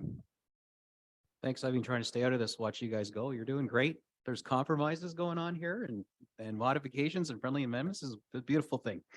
I just wanted to make one point that, with the synergies in combining these three, these committees together, the important thing to remember is that people, yeah, the amendment is to pull them apart, right? So I'm just making a mention here that the synergies into bringing this together is that people that have disabilities, many of which are unseen, right? You don't have to be missing a leg or something like that to have a disability. Active transportation is very important to them. Like mobility and active transportation in our municipality is as critical to people with disabilities as able-bodied folks. So I just want to make sure we're not making some kind of mutually exclusive argument here. So I can understand the rationale and distinction for keeping them together. There's a financial component too, because we're going to be beating staff up on our budget. So here they are offering a savings and we're going, no. So just remember that next week, okay, if we go with this. And the other thing is I'm fully supportive of tightening up the mandate in terms of reference for active transportation. I've heard anecdotally from the same person who probably called all of you guys, his frustration about what happened, the last term and how they felt it was the copy and paste committee and the wheels just were spinning and they didn't get a whole lot done. And I heard a lot of that frustration. So I was kind of hoping, and I was actually trying to sell it to this individual, that this is a bonus. This is a heavy lifting committee. The seniors committee and especially accessible committee gets site plan considerations. They get a lot of heavy lifting. This isn't the hypothetical committee. There's work to do. So bringing these three things together, I think at least try it out. That would be my suggestion, is let's try it out and see if it's really doomed to fail. Or if we decide to go with this compromise, and I love compromises, then fair enough. We pull that committee apart, or we pull and keep active transportation intact, which is what we're suggesting right now.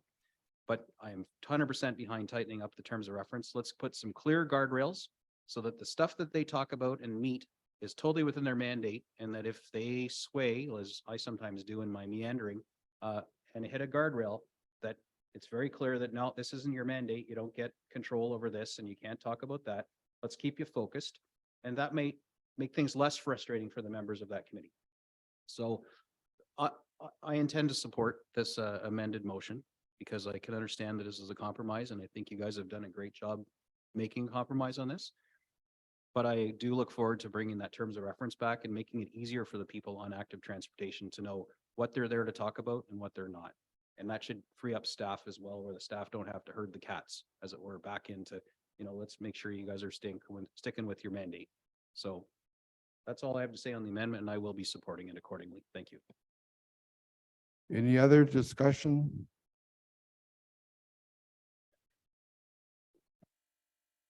Seeing none? Oh, Councilor Meredith. Thank you, Deputy Mayor. I guess we can always, if this motion passes, we can always look at it next year and combine them if for some reason they're spinning their wheels this year. I'm all for saving money, so being more efficient for sure. But anyways, that's just a comment. So, thank you. Thank you, Councilor. Anyone else would like to speak? Seeing, excuse me, lose my voice again. Seeing that, I'd like to, I guess, at this point, have the motion.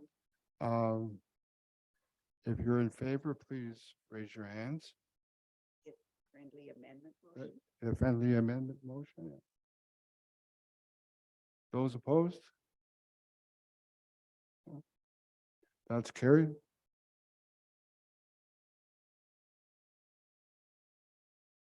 Thank you very, Madam Clerk, sorry.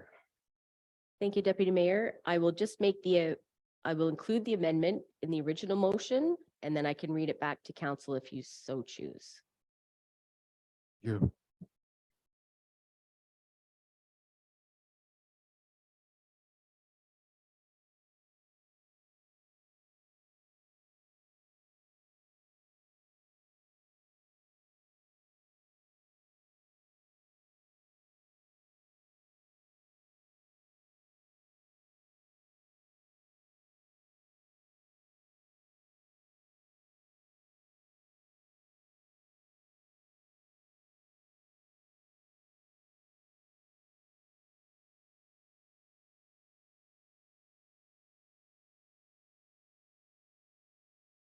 Madam Clerk?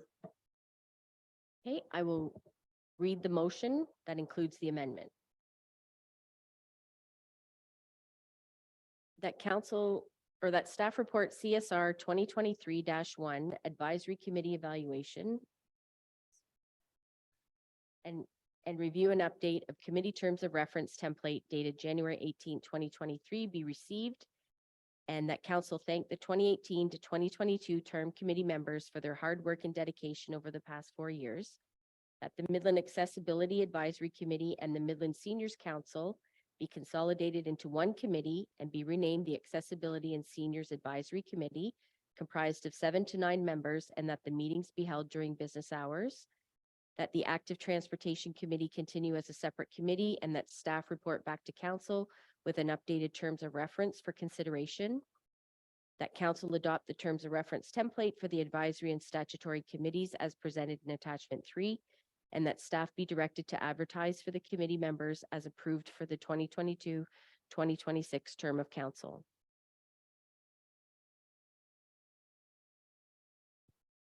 Thank you, Madam Clerk. Do you need another vote on that, or that's already passed? Okay, thank you. You heard the motion, council? All in favor? Those opposed? That's carried. Thank you.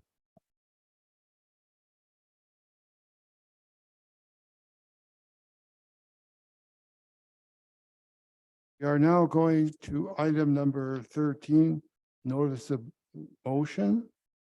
Is there any requests for items for council? From councilors for next? Councilor Ball? Thank you. I'd like to motion to reestablish a youth committee for the upcoming term, and I will do that at the next meeting. Sorry, I just missed that last part. Can you repeat that again? To reestablish a youth committee for the upcoming term and to discuss it at next council meeting. Thank you. Madam Clerk, did you get that motion?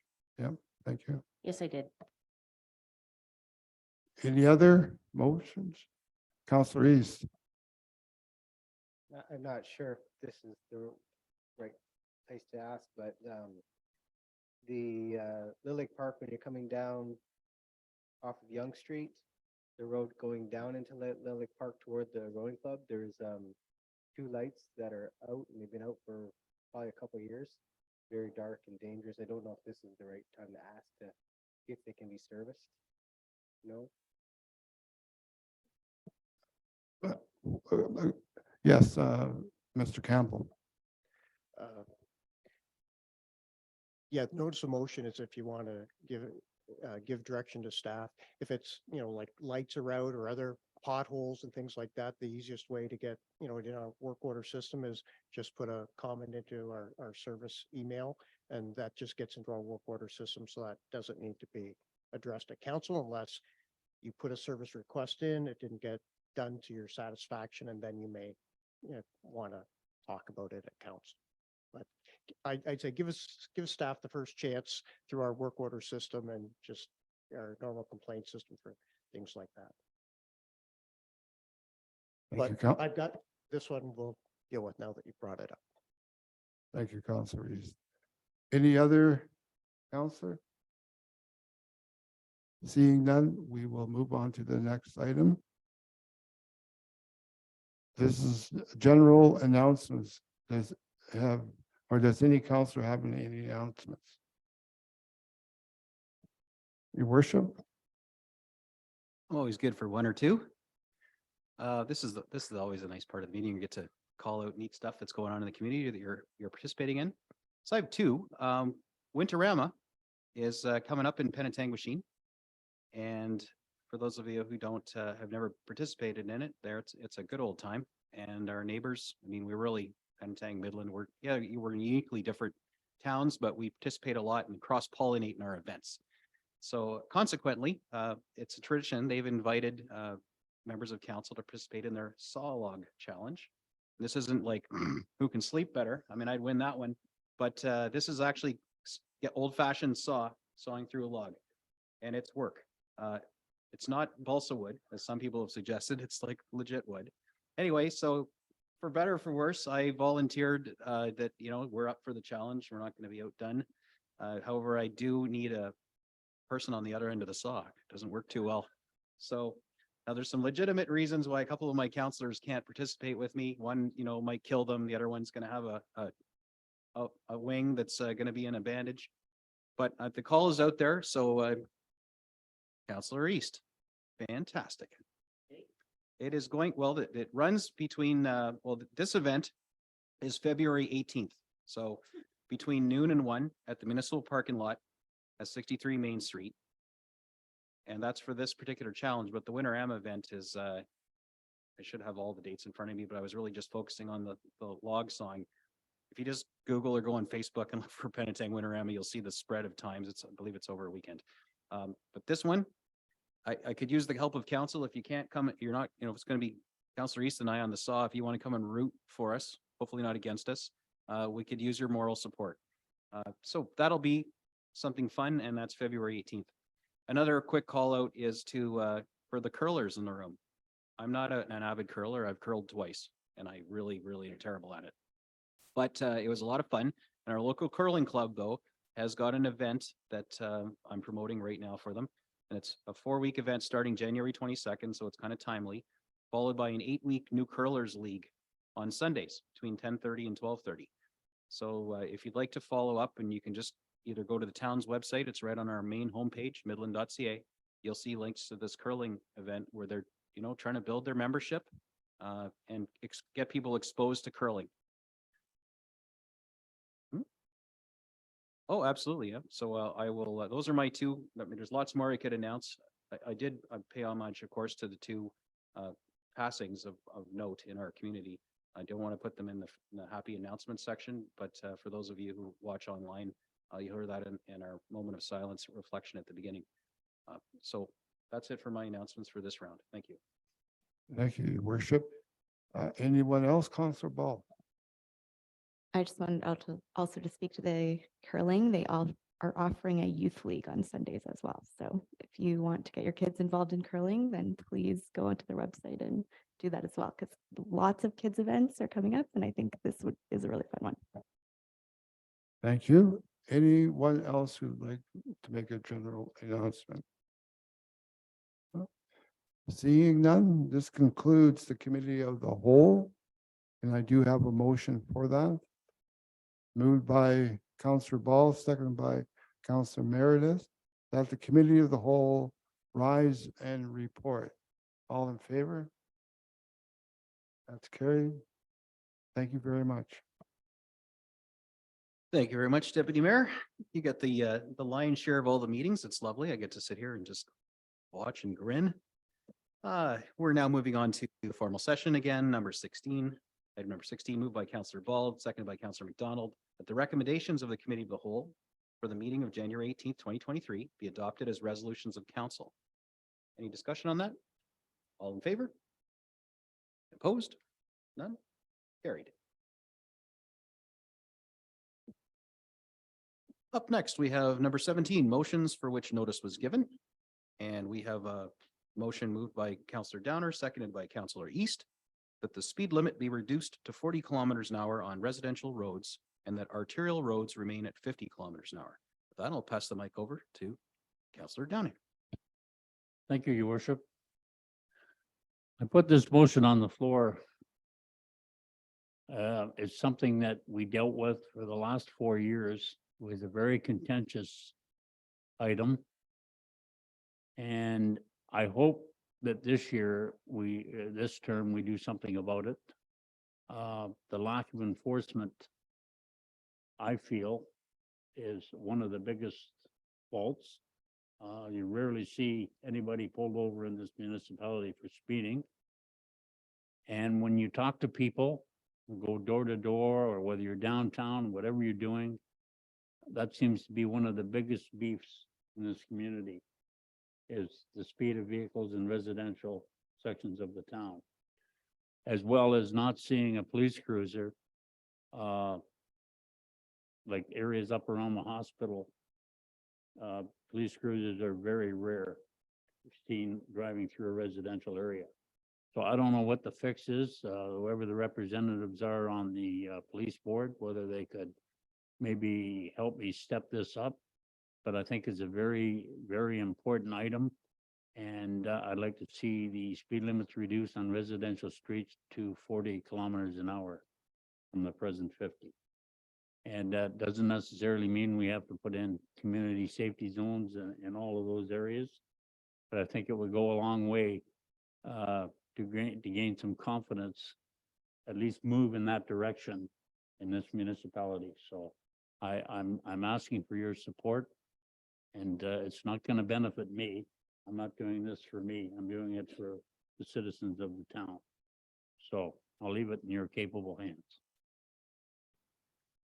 Thank you. If I could, just before we continue our conversation, I think it's important to hear from staff on this issue. So if we could, our acting CEO. Thank you, Your Worship, and to council.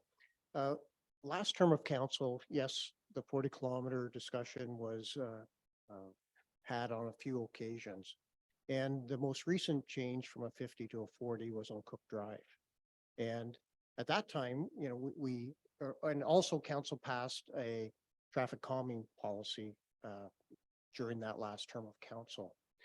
For the Cook Drive discussion that was had, and council did approve the reduction, and I think that change has been signed now and made, and we've heard some good comments from the residents on Cook Drive. From a engineering and from our traffic calming policy, that reduction was not warranted through the analytics because of the when we put our radars out there, and there was some speeding, but on average the speed limit was less than 50. But the perception is that it was more, and as a result, council, you know, supported the citizens and made the change. The biggest challenge with that is if council approved a 40 reduction for Cook Drive, and it didn't really fit the traffic calming policy, every request for any other street in town would kind of be in the same situation. So Councillor Downer's comment kind of supports, well, if you do it for Cook Drive, why not everywhere else? And by the way, residential, the local roads versus our arterial and collectors. So basically this would be our, just for the new councillors, we have a definition of roads, and you've got your main residential roads, we call them local roads, and they spill into our collector roads and arterials, which are William Street, King Street, Young Street, Dominion, not Dominion, Hugo, and Vinden are those streets. So this discussion here would, you know, basically, and Fourth Avenue is a collector, but it's already at 40 kilometers an hour. So, and First Avenue or First Street is also a traffic route because that's the trucks going down to ADM. So, you know, certainly, you know, the recommendation on the floor, you know, kind of deals with our traffic calming policy wasn't really fitting. There's been some decisions in the past that, you know, council's doing it to, for the perceived safety issues and supporting the local residents. Right now, I'll get to the budget side of it, and that will be where I'll recommend an amendment to this. Under the Highway Traffic Act, we don't need to put up 50-kilometer-an-hour signs in town. We can post that at the entrances to town, and then you don't have to put up signs. To go to 40 kilometers an hour, that is not recognized under the Highway Traffic Act currently. So we will have to put up signs, and that's what other municipalities have to do, the ones we've talked to. To put up the signs, we're looking at $50,000 to $60,000 for new signs to go in. And therefore, my friendly amendment to this would be that if council goes, accepts this, that budget request be put into the deliberations for next week. Thank you, Councillor Bell. Thank you, Mr. Campbell. I wanted to speak to the financial side of that as well, because I think in places like Barrie, you see a speed bump in places where there is data supporting speeding. I think that changing the signs or even changing the speed limit is just a superficial amendment. I would support reducing speeding in a way that requires people to actually stop by going over a speed bump. And I think that's more of a financial commitment that's going to actually reduce speeding. I have young kids, obviously reducing speeding is something that I'm all for, but I think that it needs to be done in I guess a different way.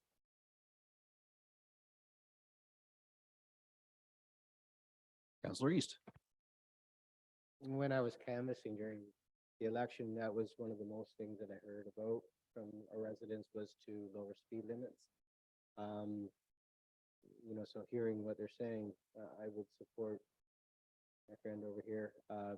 What I might suggest to offset some of the costs is maybe increase the fines for speeding in Midland.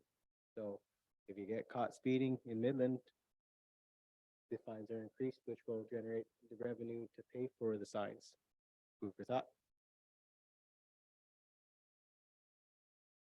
I know the answer to this, Mr. Campbell, but perhaps our deputy, our acting CEO, that's a good, well-intentioned concept, but I think we should hear from the staff. I believe we don't get the revenue from the speeding. Not all of it. I have to look into that. Sorry, maybe what I was going to add was that the fines for speeding are set by the province, not a municipality. So we don't get to tinker with the cost. We can make community safety zones, which doubles the set fines, but the set fines are the set fines for the province of Ontario. So it's a fine for how many kilometers an hour over the posted speed limit you go. So good idea. If we want to have control over some of that, traffic cameras, which stay tuned, are things that I want to talk about this year for next year's budget. We'll have a lot more fine tuning control if we can successfully implement something like that. But I do have some comments on this, but I'd rather let this play out. So Councillor Meredith, you haven't had one yet, and then we'll go back to Councillor Ball. Thank you, Your Worship. I'm all for safety. The one issue we have is enforcement on it. And if we can't enforce it and spend $60,000, if there's a problem area, I guess we can call the police and they could stake out a cruiser there at a certain time of day when speeders are there, and that way. If it's, typically it's probably, a handful of people that are speeding. But without constant enforcement, I don't see the point. So I don't think I'll be supporting this one. Thank you. Councillor Ball.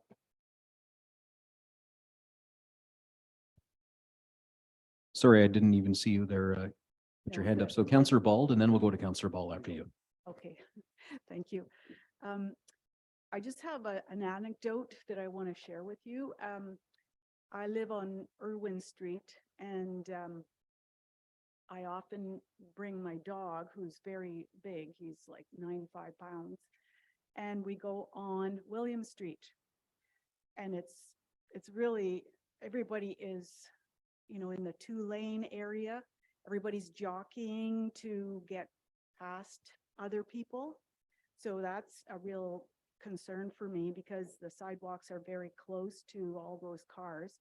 And also on, I think it was King Street near the new Jarrett place, that there was a a sign there, like a automatic sign. And the people were going, people were going so fast, it was like over 70 kilometers. So don't think that people are going either on the speed limit or lower. It's for sure over that. So I would like to see 40, but again, it's complicated. I see that. Thank you. Councillor Ball. Thank you. I was just going to speak to what Councillor Meredith was speaking about the entire motion being brought up about enforcement as well. So I think that if you do not have the enforcement, the signs again are superficial. So speed bump, I would hope would be a little bit, you have to stop because I've been forced to stop very many times. My parents live on a street with several speed bumps and they are effective. Okay, I'll chime in and throw a bit in here. So speed bumps, I too am a speed bump fan. However, last council, I was a minority and they didn't make it into our our traffic calming policy really. It was, anything's possible and this is our council and it's our policy. So if we'd like to change something and make it so that we could do a pilot for speed bumps, I'd be voting yes on this, and they're pretty cheap. You can Google them right now and buy them made out of recycled, tires for like $160 each. But it's not as simple as that. They got to be pounded in the ground. They got to be maintained. They got to be pulled out so the snow plows. But we're going to have a speed bump talk this term. I can guarantee it. Probably even this year. I think it's a great idea. The wholesale change of, let's talk about enforcement first. So let me walk this back to the Police Services Board that has yet to reconstitute this term. It will be very soon. The reality is of the Police Services Board operating under Section 10 of the Police Service Act is that it's effectively a committee. You don't have the ability to direct your policing partners to do anything. You can ask, and you can ask again, and you can ask, and they'll, to their credit, they'll, as staffing and manpower persists, the detachment commander, whoever the rep is at the board, usually will commit to doing something and helping you out. But there's no guarantee unless you pay for some extra services, and even then there's an out clause on the extra services you agree to pay for based on staffing. And we know that there's staffing issues in policing all across the province. So one thing I'm going to commit to, because I'll be on the Police Services Board, there's going to be a lot more communications between the realities of policing and what we can get done as municipality in our contract. There's a lot more comms between the police board and county. Quite frankly, there wasn't in the past, but there's a lot of adversarial issues on the go too. This term is going to be different for that, I promise you. And I don't want you to feel like you're not on the police board, so you can't have any input and you're in the dark about the realities of this. This is something that myself and whoever the second appointee and our community appointee, we're going to be in constant communications, bringing things from council to the police board, and then bringing the answers back to council so that you're all aware. You don't have to come sit through a police board meeting. So that's my commitment to you. The reality is we can't have more enforcement. We can't demand more enforcement. We can ask for it. And I'm 100% behind that, and we will. But just to temper your expectations, Zone 5, Midland, and I've said this many times, is no more deserving of the limited resources of the OPP than zones 1 through 4. Because that's just the reality. We don't have that anymore. We used to have that with a local police service that is near to my heart because I worked there. And you could, to some degree, tell the chief, who actually ironically is in the audience tonight, Chief, we want you to do this, and basically he'd have to do it, more or less. I mean, there's caveats, but that isn't our reality now, and it isn't the reality for anyone who has contract policing. So that's the part where some of you folks that have lived here as long as I have are used to one kind of thing in town, and things have changed over the past 4 years. So now it's our new reality, and I'm not being critical of it. I'm just trying to be realistic and manage expectations.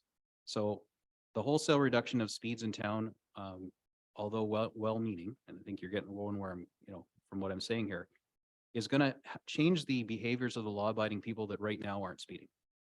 But it's not going to change the behavior of the people who already know that they're speeding and they don't really care. And to a large degree, they know they don't care because when's the last time you saw a speed trap in Midland? So, not to be critical of the OPP. It is a reality, but kind of is critical. We don't have that kind of level of enforcement in our community routinely. We will ask for it, but I don't think that a spend, even if it was free, honestly, I don't know that it really would make a difference, because the people whose behavior we're trying to change don't care about a sign or an implied sign in the case of 50 right now.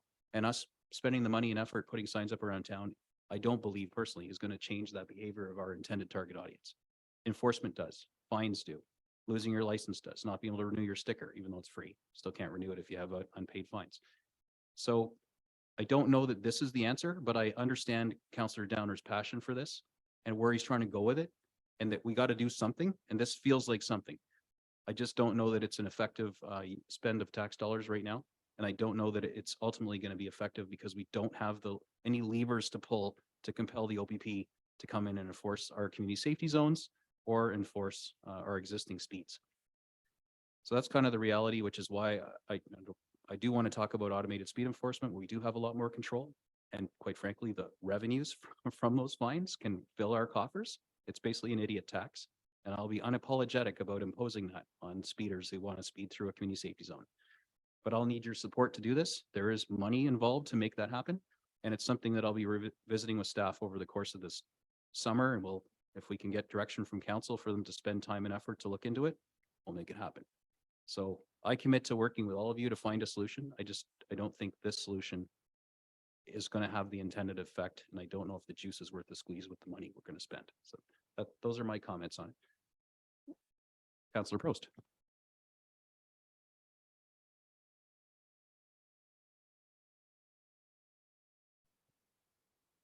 Hold it down. I understand and I agree with what you're saying, Mayor Gordon. But for what it's worth, I will support this today. I think we need to start somewhere, and even if we can slow most people down, even people that have good intentions, I honestly try not to ever speed. I watch that, and maybe too much. My kids give me a hard time. I drive like an old lady. But I think it's still something good that can, I mean, if I'm going a little bit too fast in a residential area, it's just too unsafe for kids. And I understand what Councillor Downer's saying. So today, as it is, I do support this. It is something, and I think it is worth something, because people like me will slow down even more. That's my 2 cents. Councillor McDonald. Thank you, Mr. Mayor. I appreciate the purpose of the motion, but I think we have to look at other ways to accomplish what you hope to do. It's not going to slow down the people that it's aimed to slow down. I am all for looking into speed bumps, especially where it's a high residential area. Traffic cameras and that auto speed control, paid speed control thing certainly does interest me. I think if it's going to cost them money, it will slow them down. But even if we put 40 kilometers there, people are still going to do 50, and there's still not going to be the enforcement to make them slow down. So I would like to support your intention, but I can't support the motion at this time. But look to other avenues for sure.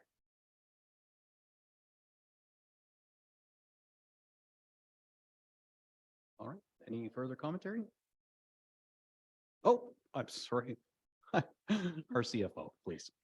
Thank you, Your Worship. Just to Councillor East's comment earlier on the fine. So we do get to keep a portion of those fines that are collected by the OPP.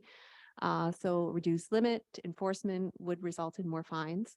I should note, though, the backlog in the court systems the last couple of years, our fine revenue is down. And so year to date this year, we're about $20,000 or so. So wouldn't quite pay for the fines, but I know in previous years, that number was probably double at least. So just something to consider. Thank you. Councillor East. So I'm sure the speeders will hate this one. So why don't we just bump it up to $500 a fine? That'll slow people down real quick. or Madam CFO. Thank you, but Councillor East, as the mayor mentioned, we can't set the fine. We can set the speed limit, which again, and then, get the enforcement there to get the fine, but yeah, we can't actually change the price. Thank you.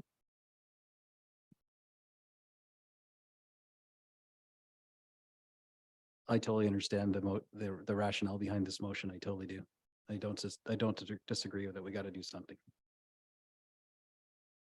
All right, Councillor East, and then we'll call the question. So now that we're out of the pandemic and people are driving around more, maybe you'll see that steep little revenue come back. Wouldn't it be fair to say that if it did come back, that it would take 2 years to recoup the 40,000 we'd be spending? And in the eyes of the public, it would seem like we listened to them and at least tried. Like a lot of that reason could be because people weren't driving for 2 years, right? Just throwing it out there. Thank you. What was it, 40 or 60 for the signs? It's between 50 and 60. Including installation, yes. Nothing's free. Councillor Ball. I think with that backlog in the court system, you're not going to see that return in revenue for probably even our term. So I don't know if that's, we have a lot on the budget, so I think we maybe need to, no. And I'll probably get shot for saying this, but one of our other financial levers from an enforcement perspective, where we do set the fine and we do control enforcement, is parking revenues. And we've opted to take one for the team, for the municipality, and forego that. So that's where it gets a little wonky. But anyway, that is the one area we can kind of milk the cow, if you were. But as a community, we've decided not to do that right now, or at least committed to not revisit it for a year. Madam Clerk. Thank you, Mayor Gordon. I just wanted to remind council, we do need a seconder for this motion. We've got a seconder in Councillor Prost. All right, well, I think there's lots of good sound bites for the media and the discussion around this one. I probably could have left the milk the cow out of the equation and parking, but anyway, be gentle with me, media. Anyway, with that, if there's no further discussion, I'll call the question. All those in favor? Oh, we've got a recorded vote. Madam Clerk, you're up.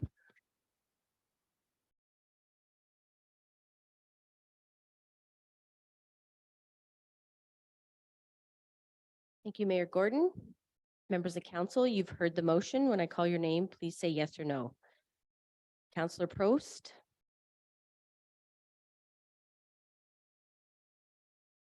Councillor Meredith. Councillor McDonald. No.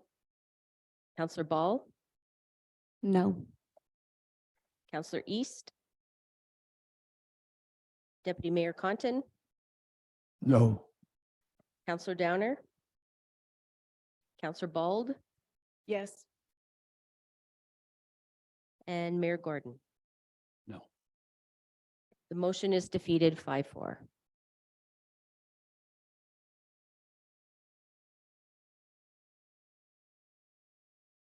All right, thank you, Council, for the really good discussion around that. I've got to tell you, we're early in the term making big decisions, and you guys are working beautifully together, and democracy is alive and well in this house, in this chamber. So good for all of you. Okay, next we move on to number 18 on the agenda, which are bylaws.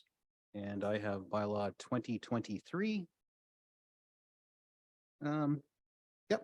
A bylaw to authorize entering into an agreement between the corporation of the town of Midland and Southern Georgian Bay Farmers Markets to provide an outdoor farmers market for 2023. This was on the consent agenda and passed. Therefore, there's a bylaw to enact it. So I have a motion moved by Councillor East, seconded by Councillor Downer, that the following bylaws 2023-3 agreement between the corporation and the town of Midland and the Georgian Bay Farmers Markets, and bylaw 2023-4 to appoint an sorry, I will read the other part first. I'll get to that. And the second in the bylaws is bylaw 2023-4, a bylaw to appoint an alternate member to the council of the county of Simcoe during an absent by the mayor or deputy mayor, who by default are on the county of Simcoe. Therefore, part of that motion is bylaw 2023-4, appoint an alternate member of council of the county of Simcoe during the absence of mayor and deputy mayor. And spoiler for those who didn't read the report, Councillor McDonald has been appointed as that alternate. And she will be representing us well. I have every faith in her in the absence of either myself or deputy mayor at county and all the neat heavy lifting things we do down there. Be passed and enacted. I've rambled on my motion, but be passed and enacted. Any discussion around the formality of accepting these two bylaws or passing these two bylaws? Right, I'll call the question. All in favor? And that is carried.